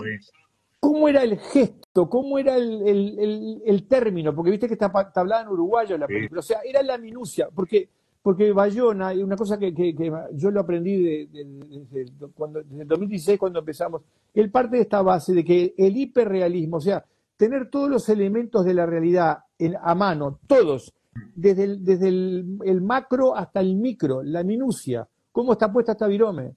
Tenerlo eso nos acerca a la verdad, y la verdad nos acerca a la esencia, y la esencia logra ser universal. Ese juego de pasos, la realidad te lleva a la verdad te lleva a la esencia te torna universal, y el espectador lo aprehende. El espectador se da cuenta que eso es verdad. Pero no hay un documento, yo no te firmé ningún documento de que eso es verdad, pero todo ese proceso, todos los elementos de la realidad, la verdad, la esencia, lo universal, hacen que esa cosa mágica de que eso sea, de que te cale hondo. Porque viste que tu psicólogo es mucho más, cuando te cambia el esquema corporal o cuando tú me transmites una emoción, es mucho más profundo que si me dices una idea. Lo que me decías hoy, no se enseña hablando, sino actuando. O sea, como me lo dijiste hoy, con una frase mucho más bonita. ¿Cómo era la frase? La de allá donde fueres a lo que vienes. ¿O cómo era? Claro, más que hablar, muéstrame cómo actúas tú, porque ahí yo te creo. Claro, pero de hecho tú has dicho una cosa que has dicho aprehendo, el término aprender, pero con H intercalada, que es con H, claro, de absorber, de asimilar. Exactamente. O sea, ya el que yo veo una película y esa película ya forma parte de mi vida, esa historia ya forma parte de mí. Es lo que se ha conseguido con esta historia. Y yo creo que si forma parte de ti una historia como esta, el siguiente paso ya es superador, porque ya ahora requiero un umbral un poco más elevado. A mí eso me parece de lo fascinante de todo este tema de contar este tipo de historias. Es que hasta aquí llega lo de la carrera de testigos, hasta aquí llegué hoy, pero ya mañana ya esto no me es satisfactorio, yo necesito dar un paso más. Eso es como, por ejemplo, en educación se llama, no sé si lo has escuchado alguna vez, el término andamiaje, que es que los educadores, los psicólogos, creamos un andamiaje que te proporcionamos un andamio para que tú alcances el siguiente nivel. Entonces la película es el andamiaje para que las personas alcancen su mejor versión. Espectacular, andamiaje. No conocía el término, es extraordinario. Lo que pasa es que el andamio es infinito, es como la Torre de Babel, o sea, no. El andamio. Y además, cuando llegas arriba del todo, a mí una frase que me gusta mucho, que dice: al final de toda nuestra exploración, llegaremos al lugar donde comenzamos y conoceremos ese lugar por primera vez. Es decir, llegas hasta arriba del todo, empiezas de abajo y empiezas a conocerte de nuevo a ti mismo. Entonces es está brillante. Constante. Brillante. O una frase que también me gusta a mí, que es llegar a la cúspide de la pirámide, porque de la pirámide nosotros vemos una sola cara, estamos en esta cara. Ahora, si llegas a la cúspide, puedes ver todas las caras, pero nunca llegamos a la cúspide. Tal vez cuando uno está por morirse, no lo sé. Porque a mí me parece muy fascinante la experiencia de los sobrevivientes, como la cuentan ellos, del acercamiento que han tenido con la muerte y con el miedo. Ellos, a mi juicio, Antonio, ellos tienen un acercamiento, un abordaje del miedo y de la muerte distinto del que tenemos nosotros. Es más preciso, llegaron más hondo. Es el andamio de ellos, que para utilizar tu término que me parece genial, el andamio de ellos llegó un poquito, en estos temas, un poco más lejos. Totalmente. Eso, Yo tengo un amigo, perdona, dime y ahora hablo yo. No, y por eso transmiten esa paz. Yo me pregunto, ¿por qué yo a veces, cuando estoy atribulado con algo, pero inconscientemente, Antonio, luego inconscientemente, llamo por teléfono a Daniel Fernández Strauch, el más veterano de ellos? Claro, pero llamo para hablar de cualquier... Pablo, pero es que también me dices a Daniel, claro, es que Daniel te transmite una serenidad y un todo que dices, es que no necesito que digas nada, solo que estés al otro lado del teléfono. Claro. Exactamente. ¿Pero qué es eso, Antonio? Porque hablamos de cualquier cosa, hablamos de la vida, hablamos de los perritos que tenemos, hablamos de la situación sociopolítica del universo, pero es como un bálsamo. Claro. ¿Entiendes? Pero mira, yo tengo un amigo que utiliza una frase muy buena cuando le hablo de, oye, que voy a entrevistar a Tintín o a Carlitos y tal, y este amigo le escribió un poema a Tintín, ya te lo pasaré, el poema es precioso. Divino. Y hay una frase que dice mi amigo Miguel, que con el tema del mundo de los videojuegos, dice que es que el juego ya se lo han pasado, ¿sabes? El juego ya se lo han pasado, o sea, ya conocen todo. Por eso cuando tú dices, perfecto. Sí. cuando dices, es que no sé, sin decir nada, ¿por qué me transmite? Claro, porque es que ellos han llegado a un nivel de comprensión del universo, de la esencia de la vida, de todo lo que está por encima y por debajo de la muerte que nosotros no hemos tenido. Con lo cual, él te está hablando desde un nivel de comprensión, pues como si le preguntas desde una persona culta a una persona no inculta, pero cuando estamos hablando de la esencia de la vida. Claro, no les llegamos ni a la suela de los zapatos, porque han tenido se han visto a un nivel de observación de ellos mismos, de despojarse de todas las leyes y banalidades humanas y demás, que cuando tú le vas a hablar simplemente con escucharle, es que no necesitamos más. Es tal cual, tal cual. Ahora acá están escribiendo, es que Daniel es un ser elevado. Totalmente de acuerdo. De hecho, fíjate, ahora que has dicho Daniel, me pasó a mí con el libro de Eduardo Strauch, el de Desde el Silencio, que cuando lo leí muchos años atrás, lo leí y como si nada, ¿sabes? Dije, tampoco. Y me lo volví a leer años después y dije, si es que lo que me faltaba para entenderlo era madurez. Y lo volví a leer y un nivel de decir, pero ¿cómo no me había dado cuenta de esto? Por eso te digo que es que están en un plano que para poder llegar a ellos hay que estar centrado, de verdad. Totalmente. Hay algunas preguntas que me han dejado por aquí el otro día hice una especie de batería de preguntas pues de la gente que sigue el canal. Entonces, creo que me hicieron alguna pregunta que puede ser interesante, Pablo, si te parece bien que te pregunte. Sí, con mucho gusto. Vale. Una vez, las preguntas, algunas fueron ¿cómo fue el tiempo, aquellos 72 días, visto desde fuera? De, oye, que mis amigos y la gente que conozco se han estrellado. ¿Cómo fueron aquellos 72 días, Pablo? Y el después también. Vuelvo a tratar de despojarme de todo tipo de singularidad o de vanidad, porque lo mismo vivieron mis amigos. O sea, mis amigos que no viajaron vivieron lo mismo que yo. Estoy hablando de mi generación, o sea, yo tenía 22 años, la clase de Nando Parrado. A los 22 años, esos 72 días, para mí, estos chicos no estaban ni vivos ni muertos. Por eso yo vivía en el limbo. Yo le llamo el limbo porque el avión había desaparecido, Antonio, o sea, no estaban muertos, tampoco estaban vivos. Pero no es que se estrelló el avión, no. Y conociéndolos como los conocía, yo siempre, con mis amigos, vuelvo a ponerme en plural, con mis amigos decíamos, algo están haciendo porque ese avión, te pasa a todos los jóvenes, estaba lleno de inmortales. A los 22 años, particularmente con los chicos que te criaste desde los 5, yo empecé el colegio a los 5 años, está lleno de inmortales. Recién los inmortales se convierten en mortales cuando aparece la lista. Pero hasta que aparece la lista, hasta que Nando envía la carta al arriero Sergio Catalán donde habla que son 2 y 14 arriba, hasta ese momento había inmortales por todos lados. Claro. Entonces, los inmortales son inmortales por definición. Hasta prueba en contrario van a seguir siéndolo. Sí, sí, es decir, el avión, nadie ha visto un avión que se estrelle. O sea, nadie ha visto nada. Simplemente se han Nada, cortado comunicaciones y tampoco por radio dijeron nos vamos a estrellar. De hecho, dijeron nada. pedimos permiso para aterrizar. O sea Para que aterrizar, desapareció. Y aparte, desapareció en un lugar que para nosotros, para los sudamericanos, sabemos lo que son los Andes porque son una columna vertebral, 7.500 kilómetros que va desde Panamá hasta el Cabo de Horno, o sea, atraviesa todo el continente. Pero no teníamos la sensación, así como otras personas más mayores estaban seguras que se había estrellado y otros estaban convencidos que estaban vivos, porque esas madres que decían, como la madre de Roberto Canessa o la de Daniel Fernández o la de los primos Strauss, Daniel, Fito y Eduardo, decían lo siento vivo. ¿Cómo lo siento vivo? ¿Cómo vas a discutirle a una madre que lo siente vivo?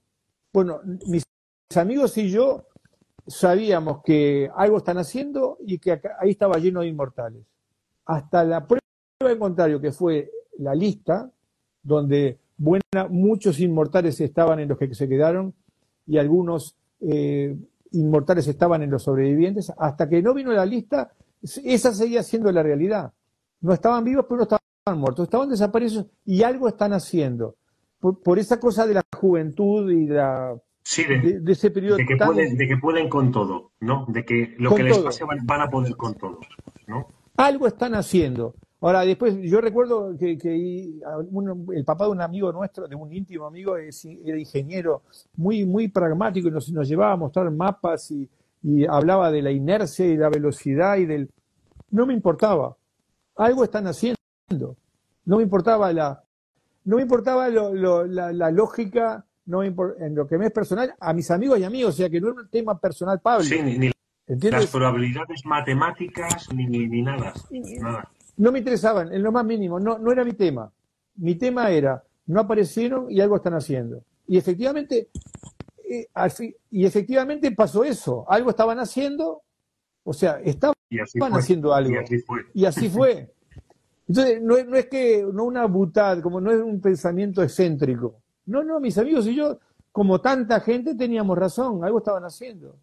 Y luego además, lo que dices tú, ¿cómo le vas a discutir a alguien que de verdad te está asegurando que lo siente vivo? ¿No? O sea, demuéstrame lo contrario. Demuéstrame lo contrario, ¿no? Estamos hablando de otras cosas, no estamos diciendo que está vivo, no, lo siento vivo. Y no hay discusión posible. Y ese era el clima. Ese era el clima de Uruguay en esos 72 días, en esa suerte de limbo que se vivió acá en Uruguay. Estamos hablando también de otra época, donde las comunicaciones eran diferentes, o sea, hoy en día capaz que sería más vertiginoso. Si no hay ninguna comunicación a los 2 días, ahí sí puedes sospechar de algo. Pero en aquel momento no, el 72, así como no existía la donación de órganos, tampoco existían ni internet ni cosa que se le parezca, o sea... Sí, que entraba dentro de lo probable el hecho de que las noticias tardaran mucho más en llegar, ¿no? Muchísimo más, totalmente. Claro, yo, en base a esto, yo te quería preguntar, esto me estás diciendo, ¿qué has aprendido, por ejemplo, de esas madres, de esa esperanza? Y también, ¿qué has aprendido escribiendo La Sociedad de la Nieve? Pues me refiero, el antes y el después. ¿Qué aprendiste durante aquellos 72 días en base a lo que te transmitían aquellas madres? ¿Y cómo fue después ese aprendizaje interior tuyo mientras escribías el libro?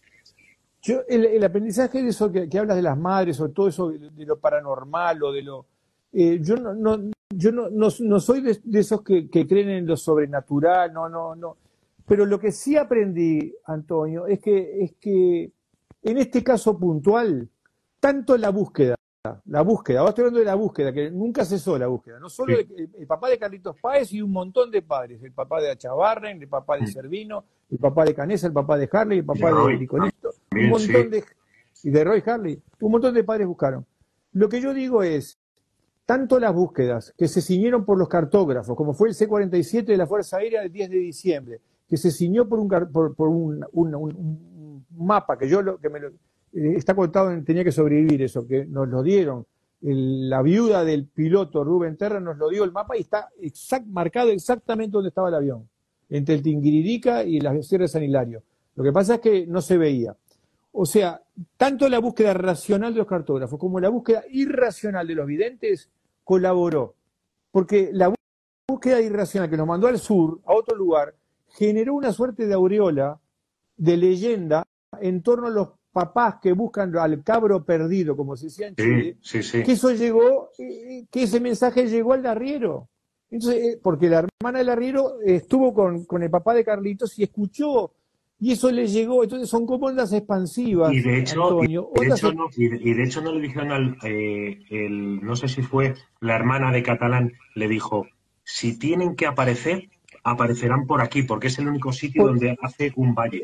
O sea, exactamente. Entonces, la búsqueda irracional también ayudó. Entonces, ¿en qué quedamos? Por eso que yo digo siempre, está lo fisiológico, lo psicológico y todo lo otro, lo que llamamos lo espiritual, y ahí se mezcla, ahí está lo sobrenatural, lo que tú quieras, lo metafísico, lo intangible. ¿Cómo lo encasillamos todo eso? Vos sabés más de esto, mucho más de esto que yo. ¿Cómo encasillamos todo ese otro tipo de conocimiento o percepción? Esta historia también nos lleva a ese lado. Todo colaboró lo racional y colaboró lo otro. Y lo otro que claro, aquí... me preguntabas... Dime. No, y lo otro que me preguntabas es que la enseñanza que me hizo el libro. ¿Cómo fue tu aprendizaje, el antes y el después de escribir La Sociedad de la Nieve, a nivel personal? Yo creo que la respuesta mejor la diste tú, fue un andamio. Yo hice solamente un andamio. Y a partir de ese andamio se han generado otros muchos andamios sobre ese andamio. Y el andamio que yo hice, lo hice sobre otros andamios. O sea, ninguna obra en este tipo de historias, ninguna obra suplanta a la anterior. Nunca se suplanta, se acoplan. En tanto que no nos desvirtuemos o que no nos vayamos, no sé, a mentir o anular un hito, anular de que, como se hizo, que se negaron que había existido la avalancha, o que hay algunos rescatistas que dicen que no, que ellos se podían haber ido al día siguiente y no lo hicieron para tornarse famosos. El Lucero, bueno, vaya... O sea, si seguimos en la cadena esa virtuosa de titanio y de cristal, lo que son andamios que, como tú lo dijiste, Antonio, mucho mejor que yo, son andamios que nos permiten mirar más lejos y mirar más hondo. Mirar más lejos y mirar más hondo. Eso es. Sí, el alcanzar una mejor versión de ti mismo, tanto a nivel de aprendizaje, de conocimiento interior, de conocimiento de la historia y ya que dices de conocimiento profundo, de conocimiento hasta del mundo, ¿no? Exactamente, pues. Totalmente. Y te da otra, lo que yo decía hoy, Antonio, te da otro aplomo para vivir las vicisitudes cotidianas. Vuelvo a los titulares de hoy. Los titulares de hoy son catastrofistas, o sea, son catastrofistas. No sé, se parecería que viene una guerra comercial y aparte de las guerras que están ocurriendo con Rusia invadiendo Ucrania, es una catástrofe. Bueno, todo esto es, como decía hoy, un antídoto, ¿no? Claro, o sea, rompe totalmente con lo que está preestablecido en un mundo de maldad, de egoísmos, de tal. De pronto aparece esta historia que rompe lo primero con los datos matemáticos ante la improbabilidad de que puedan salir vivos y encima no han salido de allí matándose como sería lo esperable. Han salido de allí hermanados y entregándose unos a otros. Entonces, claro, nos encontramos con las situaciones a decir, oye, que lo de que las peores circunstancias nos hacen peores personas, al final se puede ver hasta como una excusa, porque ellos en las peores circunstancias han sacado lo mejor de ellos. Exacto. Y te hago esta pregunta, Antonio, a ti, te hago una pregunta a ti, con el respeto y admiración que te tengo. Yo siempre digo yo, desde el 72, la verdad es así, que yo nunca vi un ejemplo de generosidad mayor que el pacto de entrega mutua. Eso de decir que yo soy sobreviviente y combustible al mismo tiempo. Eso de que está escrito en la carta de Gustavo Coco Nicolich. Yo siempre digo que yo nunca vi en la historia de la humanidad un gesto tan generoso. ¿Tú estás de acuerdo o estoy exagerando? No, por favor. O sea, la famosa frase que Numa escribe, que es de la Biblia, de Juan 15:13, de que Sí, nadie tiene mayor amor que el que da la vida por sus amigos. Claro, en la Biblia es una frase metafórica, pero ellos exacto, convirtieron la metáfora en hechos reales, que exacto. es dar la Ajá. vida hasta el punto de te entrego mi cuerpo de Mi manera cuerpo. cruda, Ajá. literal, Exacto. ¿sabes? Ajá. El que ahora los que no volvieron viven a través de los ojos de los Exactamente. de los que tenemos, ¿no? Entonces, no me parece para nada una exageración, porque es el mayor ejemplo de entrega, además, sin excusas, como decíamos, de no es que estaban las circunstancias mal, porque podrían haberse matado unos a otros, y en cambio fue la entrega total, pura y dura. Por esto esta Perfecto. historia rompe Perfecto. y sirve tanto de ejemplo, tanto para las nuevas generaciones como para la historia de la humanidad, de decir, que sepáis que podemos ser mejores. Si no lo hacemos es porque no queremos. Y eso, Antonio, es la explicación de por qué los jóvenes son buena parte de esos 250 millones de personas, de las 8.000 millones de habitantes del planeta Tierra, que están adentro del avión, que se han subido dentro del avión para hablar de esto. Eso O es, sea, eso es. es muy reconciliador con la especie humana esto, es muy reconciliador. Claro, porque si ellos están a lo mejor en una época como hemos estado todos, Pablo, a esa época de 18, 20, de 20 y pocos años, estás perdido, todo te parece difícil, todo te parece un mundo, y de pronto te cuentan la historia de que unos chicos a tu edad, que podrías haber sido tú, se estrellaron hicieron todo lo que hicieron. Entonces, la frase que transmiten de algún modo los supervivientes y que es lo que cala en las nuevas generaciones es, ostras, si ellos pudieron salir de aquello, yo puedo convertir mi vida en una versión mejor de mí mismo, yo puedo superar obstáculos y sobre todo yo puedo conectar con las personas que me rodean. Totalmente. ¿Tú crees que esa es la razón por la cual los jóvenes se sienten identificados con este tema? Sí, yo creo que a esta vida en la que estamos, en esta época de la historia, falta, si te das cuenta, no hay filósofos, no hay No hay, personas que piensen, no no hay hay, referentes, no hay no tienen referentes, referentes. no hay pensadores. Entonces aparecen estas personas y dicen, ostras, un modelo de vida, un modelo al que seguir, al que fijarme, una proyección de yo quiero ser como esa persona, pero en mi propia versión. Pero ya tenemos Perfecto, un camino que seguir, porque hasta entonces es perfecto. ir dando palos de ciego, ¿no? Porque además, Antonio, es claramente no es extrapolable la sociedad nieve a la sociedad ya, no es extrapolable. Es como un símbolo, es una metáfora. Claro. El decir, Como no hablabas se tú puede de extrapolar, la, no se puede extrapolar, pero dentro de que no se puede extrapolar, ¿qué aprendizajes, valores, emociones, gestos está brillante. puedo extrapolar? ¿No? Está brillante, es perfecto, brillante. Como el evangelio, como la frase del evangelio la frase de Numa, no hay amor más grande que el que entrega la vida por sus amigos. Eh, es extrapolable en todos los sentidos.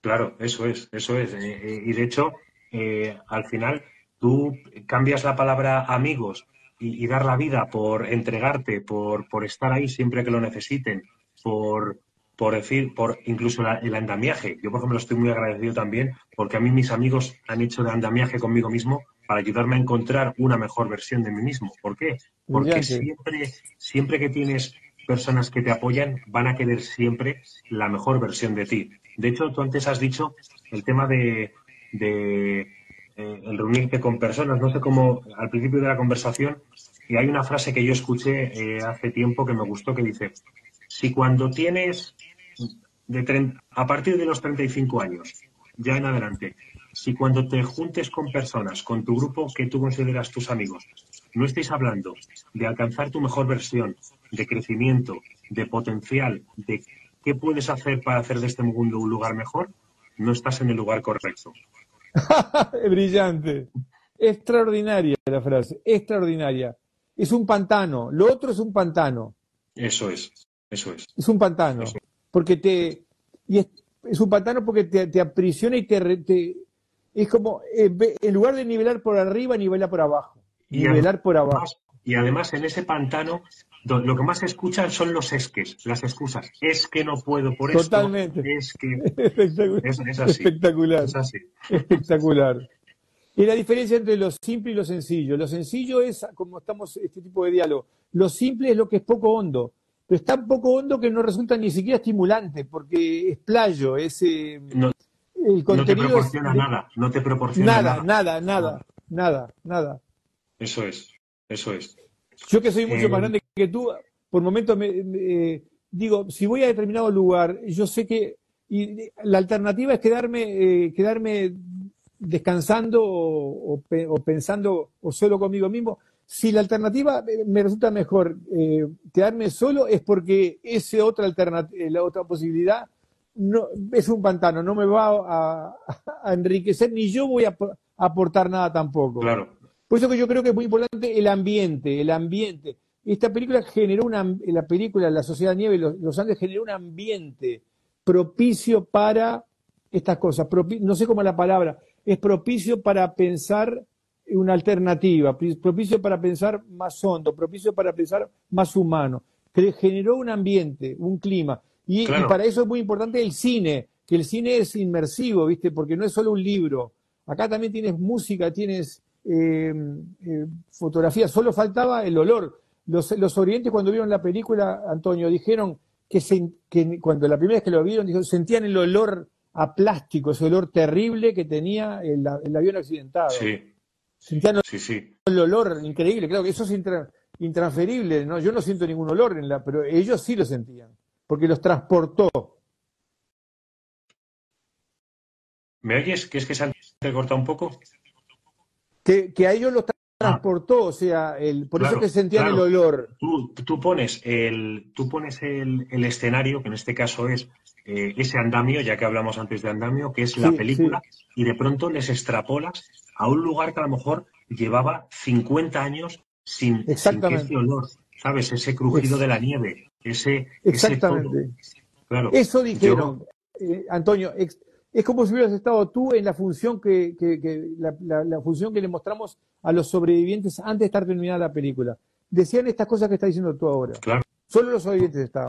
claro, claro, O a Coche porque Inciarte que al se le... final la película está en este sentido también hecha. Yo de hecho recuerdo cuando fui al cine con mis amigos, porque además yo me encargué de coger las entradas el día del estreno, todo, y recuerdo cuando el avión está empezando a descender, cómo Bayona lo hizo ahí de lujo, que se Sí, escucha sí, sí. el sonido del metal como Sí, retorciéndose, ¿no? Como que totalmente. Sí. las vibraciones y demás. Entonces yo entiendo el cómo todos esos pequeños detalles van sumando uno tras otro y al final te lleva incluso a lo que sentiste. Vamos, yo lo que he pensado, Pablo, es si a mí me costó dormir la primera noche que vi la película, que llegué a casa y me fui a dar un paseo, ¿cómo estarían ellos con todo lo que les ha removido por dentro de sensaciones hasta, yo te digo, hay un tipo de memoria que es la memoria de los dedos, la memoria áptica, que se llama. Entonces, tú hablas de olores, pero seguramente recordarían hasta el tacto del avión, de la nieve, de todo. Totalmente, eso decían. Y recuerdo el primer día la primera vez que yo la vi, que fue cuando se la exhibió J. Bayona solamente a Coche Inciarte, que estaba enfermito, que falleció hace Sí, 2 años. Una versión no terminada. Y yo me acuerdo que hicimos una FaceTime, estaba J. Bayona, Coche Inciarte, la mujer de la señora Coche Inciarte, que se llama Soledad González Murin, a quien conozco también de la infancia, porque era amiga de mi mm, hermana, y fuimos a un bar junto al cine y llamamos por FaceTime a Belén Atienza, la productora. Yo recuerdo lo que yo le dije, Belén, esto no es una película, esto es una experiencia emocional. Es una experiencia emocional. Y Coche lo primero que le dijo Coche, que es mucho más importante que lo que opiné yo, es, por primera vez me volví a sentir en el avión, después de 50 años. Ahora, estaba fíjate, leyendo un texto que decía los sonidos, el silencio, es lo que te hablaba hoy, el hiperrealismo que hablaba Bayona. El que se cargó de los sonidos se llama Oriol Tarrajó, que es de Barcelona. ¿Tú estás en Barcelona ahora o en Madrid? en Tú estás en Madrid, Madrid, Madrid, Madrid. en Madrid. Y Oriol Tarrajó era, que es el que se cargó del sonido, era también la obsesión todos teníamos que aportar a Bayona, a J. Bayona, todo lo que podíamos.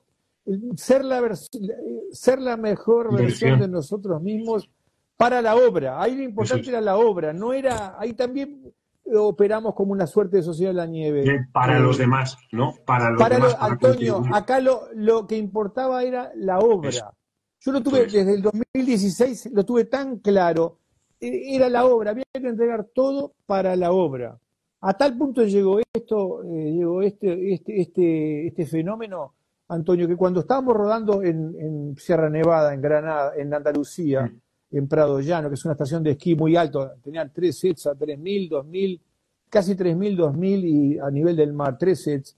Y estamos en plena pandemia. Yo no tenía esto te lo digo crudo, como lo sentía. Sí, sí. Yo estaba solo, estuve 6 meses solo en un hotel en plena pandemia, donde caía uno, caía el otro, uno se tropezaba, nieve, hielo, plena pandemia. Yo no me enfermé. De los 320, 315 se enfermaron, yo no me enfermé. Yo no tenía la convicción de que volvía a Uruguay. No tenía la convicción, no estaba convencido de que salía vivo de la experiencia. No estaba convencido. No obstante, jamás me planteé irme. Te lo dejo como una interrogante, no para que me lo respondas. La verdad era esa. Yo no tenía la convicción de que volvía. Pero, no sé por qué.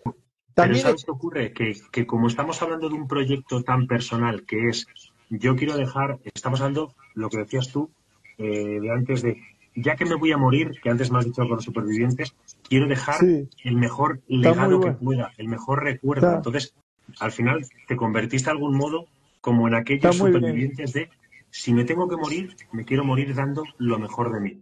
¿Por qué? Porque el trabajo que tú dejes, sabes que va a ser el legado que va a recoger la humanidad y que al final te recordarán a ti a través de la película. Entonces, sabiendo que eso no te vuelves, ¿por qué? Porque tú eres fiel a tus ideales. Pues, tú sabes que te cuento una anécdota que no la he contado. En los primeros días del rodaje, en ese escenario, muertos de frío, los actores adelgazando porque se rodó cronológicamente. Sí. 320 personas. Con médicos, Con médicos, todo súper controlado, pero era un infierno controlado. Yo me acuerdo que cada día rodábamos, no sé, 10 horas. Extenuados terminaba el día y de las 10 horas de gran sufrimiento había una llamita de luz, de gloria. Pero podía ser 2 minutos de rodaje. Y yo le decía a Jota, esos 2 minutos tocamos el cielo con las manos. Y a veces le agregaba, si me muero hoy ya no me importa. Y no me gustaba decir esa frase. Y un día, como a los 20 días, dije, no voy a decir más esa frase porque no me gusta. No me gusta decirla. ¿No vas a qué? ¿No vas a? A decir más esa frase que era, si me muero hoy, no me importa. No me gustaba decirla, pero la dije durante 15 días. Decía, tocamos el cielo con las manos y si me muero hoy ya no me importa. Sí, que dentro de todo el estrés y que dentro de todo el pesar, tenías ese minuto de gloria. Por este segundo merece la pena todo. Exactamente, brillante, exactamente. Eso mismo. Qué maravilla. Qué maravilla. Sí, el otro día me pasó fui a ver a mis chicos a un partido, que el partido fue súper duro, y le decía yo al entrenador, digo, de verdad, tiene narices que no me pongo nervioso con nada, salvo por esto. Y estás ahí los 80 minutos y de pronto termina el partido y vienen los jugadores y dices, merece la pena solo por esto. Verdad, solo por ver las caras, no porque hubiéramos ganado, sino por las caras de ha merecido la pena el sacrificio, el esfuerzo, la comunión que han tenido, todo. Eso es. Tal cual, exactamente. Acá me preguntan, ¿y estabas vacunado? Sí, claro, estaba vacunado. Nos hisopaban un día por medio, o sea, permanentemente estábamos controlados del COVID, pero el COVID estaba igual, estábamos con... No, claro, estaba, vamos, en España estaba, vamos, yo... Tremendo. Te voy a hacer una pregunta que puede parecer un poco absurda porque sé que me vas a decir cosas muy interesantes, pero aún así quiero proponértela. ¿Cómo es trabajar con Bayona? ¿Cómo es trabajar con Jota? Está muy bien. Yo he trabajado muchísimo tiempo con él, incluso, bueno, ojalá sigamos trabajando juntos. Es una gloria, es sumamente, es muy, muy talentoso, muy emotivo y fundamentalmente, por eso lo dejo para el final, muy bondadoso.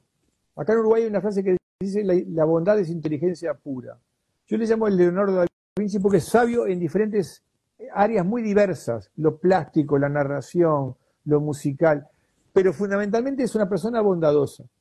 Entonces trabajar con él a la vez es sumamente intenso porque es muy demandante, pero yo soy igual, como que se obsesiona y no hay horarios, no hay imposibles además. Yo esto lo recuerdo claramente porque cuando estábamos trabajando, yo en un periodo trabajé en el guión también. Por eso que al final de todo yo aparezco también como desarrollo de guión. Yo estoy, el libro donde se basó la película, como productor asociado y en desarrollo de guión al final. Recuerdo que cuando en los primeros tiempos que trabajábamos en el guión, que era infinita, la demanda era infinita. J. Bayona quería abordar todas las posibilidades imaginables. Y yo siempre estuve de acuerdo con él. Siempre estaba de acuerdo con él. Así como estaba de acuerdo que se enfocaba desde este punto de vista, ahora vamos a cambiarle el punto de vista porque es una historia muy compleja de por sí. De hecho, y estás hablando de la vida y la muerte. Esto que tú me dices, entiendo que por eso hay 800 horas de metraje guardadas, rodadas. Exactamente. ¿No? Exactamente. Es que eran, yo cuando terminamos le dije, eran imprescindibles las 500 horas, eran imprescindibles, porque esta historia, es el rodaje de la mano del capitán era J. Bayona, el que llevaba la antorcha, pero era una exploración, fue una exploración, porque estamos hablando de la vida y la muerte, estamos hablando de una historia donde a los protagonistas los tenemos en el teléfono. Imagínate para los actores, imagínate para Jota, que me preguntaba, llama ahora a Pedro Alborta y pregúntale, y lo teníamos, a veces lo ponían altabollo en el estudio, porque eso te generaba más presión positiva. Está la presión es decir, negativa. Queremos ir al dedillo, entonces no nos conformamos con, oye, ¿qué había dicho? No, le llamas y que diga exactamente. Con altavoz. Claro. Pero bueno, ahí está el resultado, ¿no? De todo lo que ha dado esa película. Es lo que tiene la excelencia, ¿no? Es lo que tiene, exactamente. Y la excelencia lo que tiene es, por encima de todo, fue esfuerzo. O sea, no claudicar nunca y siempre exigirte un poco más porque la historia lo merece. Yo entiendo que hay historias que son más, por eso, simples, ¿no? Sencillas, que no lo merecen porque ya la historia en sí, la narración, no puede ahondar, no le puedes pedir peras al olmo. Pero en este caso que estamos hablando de vida y muerte, jóvenes, deambulando en los límites, en la cornisa, 72 días en una cornisa, donde como dicen ellos, cuando dice Roberto Canessa, con cada uno que se moría, no tenía pena por el muerto, sino por mí, porque estaba en lista de espera. Eso es tan poderoso. Tenía pena por mí, no por el que moría. Seguir vivo. Tenía pena por mí. Sí. O sea, te trastoca todos los conceptos. O cuando mueren, la muerte era dulce, porque les daba como está la narración, cuando muere Marcelo, un instante de sosiego. Sí, o sea, la muerte es un instante de sosiego. O Roberto, en el de Tenía que sobrevivir, cuando en la avalancha tenía a su amigo al lado y dice que este ya no tiene problemas, ni tiene frío, ni tiene hambre. ¡Qué envidia! Lo tengo yo, el problema. La envidia por la muerte, entonces te trastoca todos los conceptos esto. Es como te decía hoy, el libro Tenía que sobrevivir, esa paciente que está en el libro, Adriana, que cuando muere su hijo, que yo le digo, qué tremendo, porque tan divino tu hijo, y me dice, no, Pablo, no te diste nada, le robamos 4 años a la muerte. Te trastoca todos los conceptos esto. Pero eso es como, por ejemplo, hablando con una amiga, con Maribé, que obviamente me escribió, oye, qué pena que se ha muerto Álvaro Mangino. Y a mí Álvaro obviamente me dio mucha pena porque yo le entrevisté con Matt y estaba con el oxígeno y demás. Pero luego por intentar tener un poco de perspectiva, decir, oye, que le han robado 52 años a la muerte. Exacto. O sea, absolutamente. Que han dejado hijos, nietos y que han podido volver con sus familias. O sea, cada segundo de su existencia es un regalo del universo improbable. De hecho, a un ingeniero aeronáutico le pregunté, dije, oye, ¿me puedes hacer la probabilidad de que un avión se estrella en los Andes y cae con la misma pendiente con la que la montaña y tal? Y y me dijo, no, no puedo, Antonio. O sea, es imposible. O sea, no. De hecho, Increíble. su frase fue, es imposible lo que ha pasado a Ajá. nivel matemático y no va a volver a ocurrir algo así en la historia. Increíble. Sí, sí, Claro. sí. Pero vuelvo a la profecía autocumplida. Es imposible para tu amigo el ingeniero aeronáutico, pero ahora el techo se perforó. Lo imposible ahora está más arriba. Eso es. No, es posible, es muy raro. Lo que es imposible es lo siguiente. Ya llegamos, el andamio pusimos otro andamio. Hay una frase que a mí me gusta mucho que dice, lo imposible solo tarda un poco más. Maravilloso. Exactamente, brillante, brillante, totalmente. Pero bueno, Pablo, no sé, ¿hay algún tema que te gustaría, porque yo ya te he hecho muchas preguntas, ¿hay algún tema que te gustaría que debatamos, No, que comentemos o para no otro me día? gustaría, no, me gustaría, capaz que te hago una única pregunta, Antonio querido, porque para aprender tu sabiduría y aprovechar para que los que están viéndonos, es algo que a mí me ha resultado siempre extraño, es por qué estos chicos, en una situación que es traumática aparentemente de por sí, de los 16 solamente uno fue al psicólogo a posteriori. ¿Cómo lograron hacer el duelo? ¿Cómo lograron hacer el duelo sin ayuda?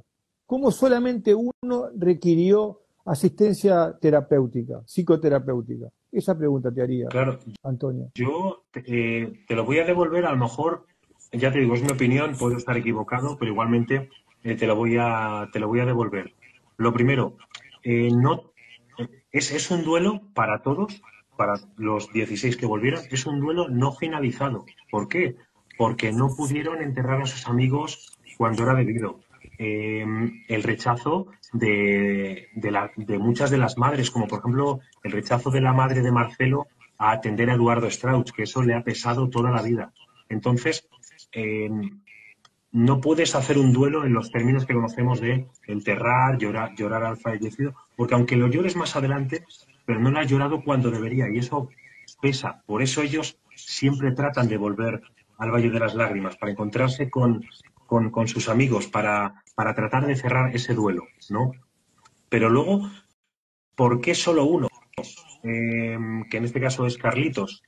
Yo creo que en este caso la clave está en que los padres estaban separados, que es que la estructura familiar, aquello que te tiene que sostener, no te sostuvo cuando era necesario. Y además, a eso encima se le añade pues la personalidad de Carlitos, el tema de que era el más joven, entonces se juntan muchas cosas. Pero yo el foco no lo pondría tanto en la sociedad, sino en que los padres estaban separados. Entonces, como que le pudo haber tocado hacer un poco la guerra por su cuenta.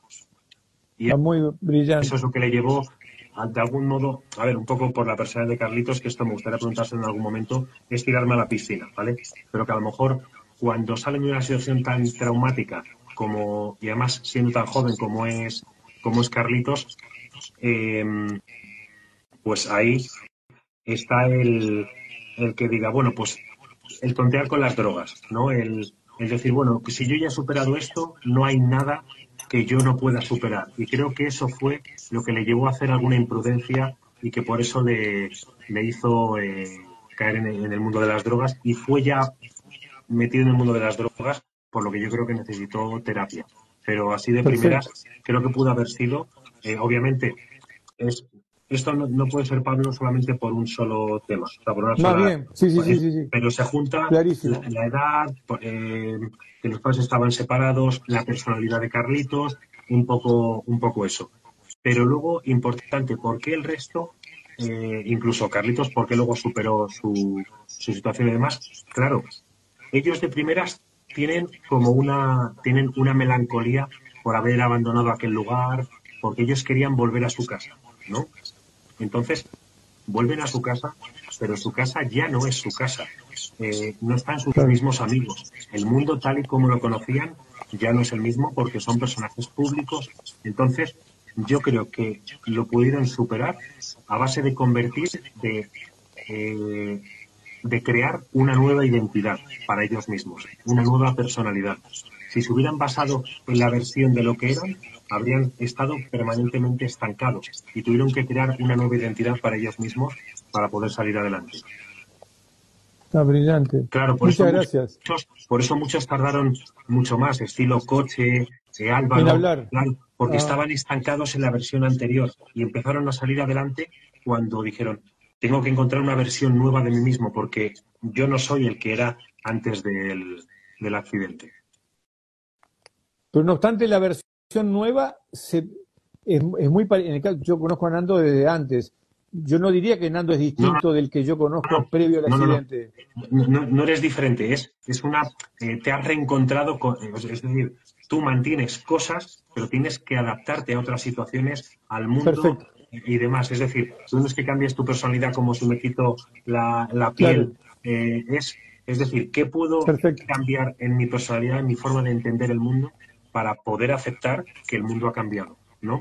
perfecto, Entonces, los que de perfecto, algún modo pueden tener al principio una especie de negación por ese bloqueo, según vas aceptando, vas transformándote para poder sobrellevar ese nuevo cambio, el pasar de ser un personaje totalmente anónimo a ser un personaje público, de que cuando llegas muchos de tus amigos ya no están, y a base de ahí es cuando vas desarrollando una nueva personalidad. Pero claro, desarrollar una nueva personalidad que es mantengo cosas del pasado y perfecciono cosas de cara al futuro. perfecto, Eso es, como una perfecto. especie de andamiaje, ¿no? Muchas gracias por la respuesta. Esperamos que ya te digo, Pablo, que obviamente puedo estar equivocado. Yo no estoy en la mente de ellos, pero entiendo que que, que por qué solamente uno fue al psicólogo también lo puedo entender, porque dentro de esa nueva versión trajeron muchos aprendizajes de la montaña. Claro, es decir, ostras, he estado tan cerca de la muerte que cómo no voy a poder disfrutar de la vida, cómo no voy a Claro, perfecto, saborear cada minuto de mi vida, sobre todo sabiendo que hubo muchos que no volvieron y querían volver. perfecto, Las enseñanzas de perfecto, los amigos, de Arturo, de todos ellos, ¿no? perfecto. Muy bien. Pero bueno, Muchas gracias. que es un poco mi opinión. Yo, un poco para terminar, te quería preguntar, sé que es una pregunta un poco complicada, pero te quería devolver la pregunta de eh, personas que en toda esta historia han contaminado, en este caso del andinista Lucero. ¿Qué opinión te merece? Yo lo que creo, Antonio, querido, es que por cómo se narró toda esta historia, es muy difícil contaminarla, como dices tú. O sea, el primer libro, Viven, fue las entrevistas que le hizo Pierre Paul Reed a los sobrevivientes. Eso fue un hallazgo. Y me siento, en cierto modo, con cierta autoridad, porque yo comencé ayudando a Nando, no bien llegó, él llegó el 30 de diciembre. Y, o sea, lo que un inglés ya más conocido, con una editorial muy grande, lo que recibió fue de primera mano, sin ningún tipo de romantización y racionalización. Fueron los chicos de 19, 20, 21, hasta 26 años, forma cruda. Sí, sí, en crudo, sí, sí, Entonces, tal cual, sin máscaras. y, sin máscaras. Y además están, hoy hay 13 testigos y hay 3 cartas. Y las tres cartas, si tú lees las 3 cartas, lo lees hace 50 años o lo lees hoy, tú te das cuenta que eso es verdad. O sea, porque es idéntico lo que cuentan las cartas que lo que cuentan los sobrevivientes, es lo mismo.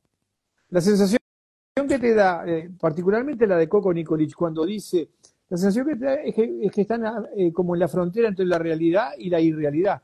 Una frase dice, estamos muy bien, punto, hoy murió la hermana de Nando Parrados, punto. O sea, están deambulando entre la vida y la muerte, estamos muy bien, punto, y hoy murió la hermana de Nando, que estaba sufriendo, punto, y sigue.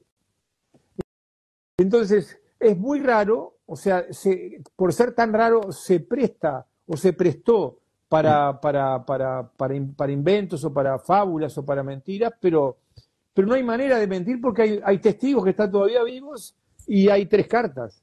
Entonces, los hitos de esta historia no hay cómo deturparlos, no hay manera. No, no, totalmente. Y yo creo que volviendo a este personaje es fruto de la envidia de que él no sacara fama de todo esto, porque tú me has dicho tú me has puesto las cartas como datos irrefutables. Claro, yo te pongo Sí, los datos objetivos como datos claro. irrefutables. Me estás diciendo que yo voy a buscar la fama comiéndome a mis amigos y dejando que amigos se mueran? O sea, dime tú, si estas fueran las llaves de la fama, ¿quién cogería las llaves de la fama? O Claro, sea, ¿quién se haría nadie, famoso a ese precio? Entonces, nadie. No hay ser humano, nadie. claro, y luego además Está muy... tienes a los montañistas que han hecho expediciones, tanto hacia Chile como hacia Argentina. Tienes, ellos tardaron 10 días, andinistas especializados han tardado 5, 7, y hacia el lado de Argentina 4 días. Que no había escapatoria, o sea, que es que no hay forma de mentir y de engañar, de decir que podrían haber salido Totalmente, antes, como si salir de los Andes fuera sencillo, sin equipo, sin... Vamos. totalmente. Aparte, yo te agrego, yo les conocía la potencia física, física y mental. A los tres que salieron, los expedicionarios, y a otros que murieron, como que tenían tanta fortaleza como esos tres, que murieron Mm. en el accidente, por ejemplo. O sea, claramente se hizo todo lo humanamente posible y más. Pero siempre habrá intentos de difamación, pero no me quitan el sueño en lo No, más no, mínimo. tampoco, pero al final, si te das cuenta, es una especie como de esta persona del que estamos hablando. Él también está viviendo en un duelo no resuelto. ¿Por qué? Porque como no terminas de aceptar que lo que hicieron fue una gesta imposible, vives en la negación. Entonces, ¿cómo lo niegas? Está muy No, bien. pues lo que hicieron es mentira. Es la forma, Está muy es la bien. forma que uno tiene de consolarse y de poder vivir y de poder dormir tranquilo. Fíjate a qué precio, Increíble, ¿sabes? increíble, increíble, Por eso, Pablo. Así increíble. que, bueno, eh, nada, ¿qué te voy a contar? Que muchísimas gracias por estas Gracias horas que nos has regalado, de verdad. a ti, gracias a ti, Antonio. Creo que tú realmente este abordaje que tú estás haciendo es inédito.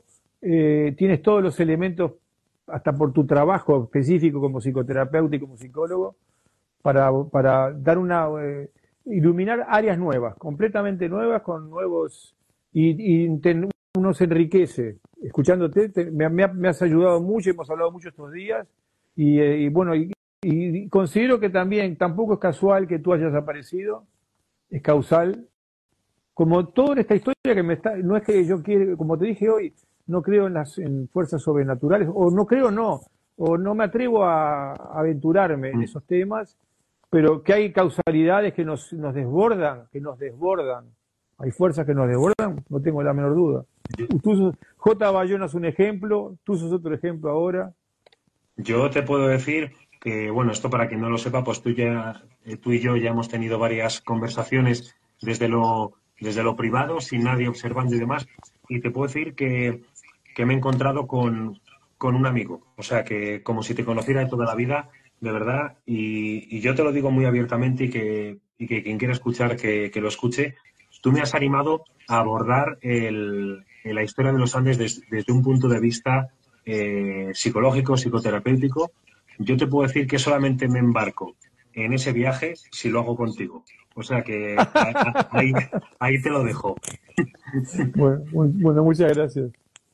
Así que nada, Pablo, sí que me gustaría, si estás de acuerdo, que más adelante pues podemos hablar de otros temas y Con, tener con otros mucho directos gusto. si a ti te parece.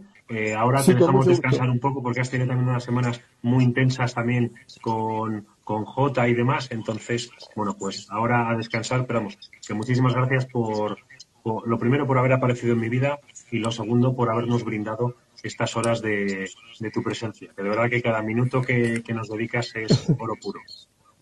Muchísimas gracias. Oro puro. Esto ha sido una Bueno, charla muy enriquecedora. Un gran abrazo a todos y a ti en particular. muchas gracias, Pablo. Igualmente, hablamos. Chao.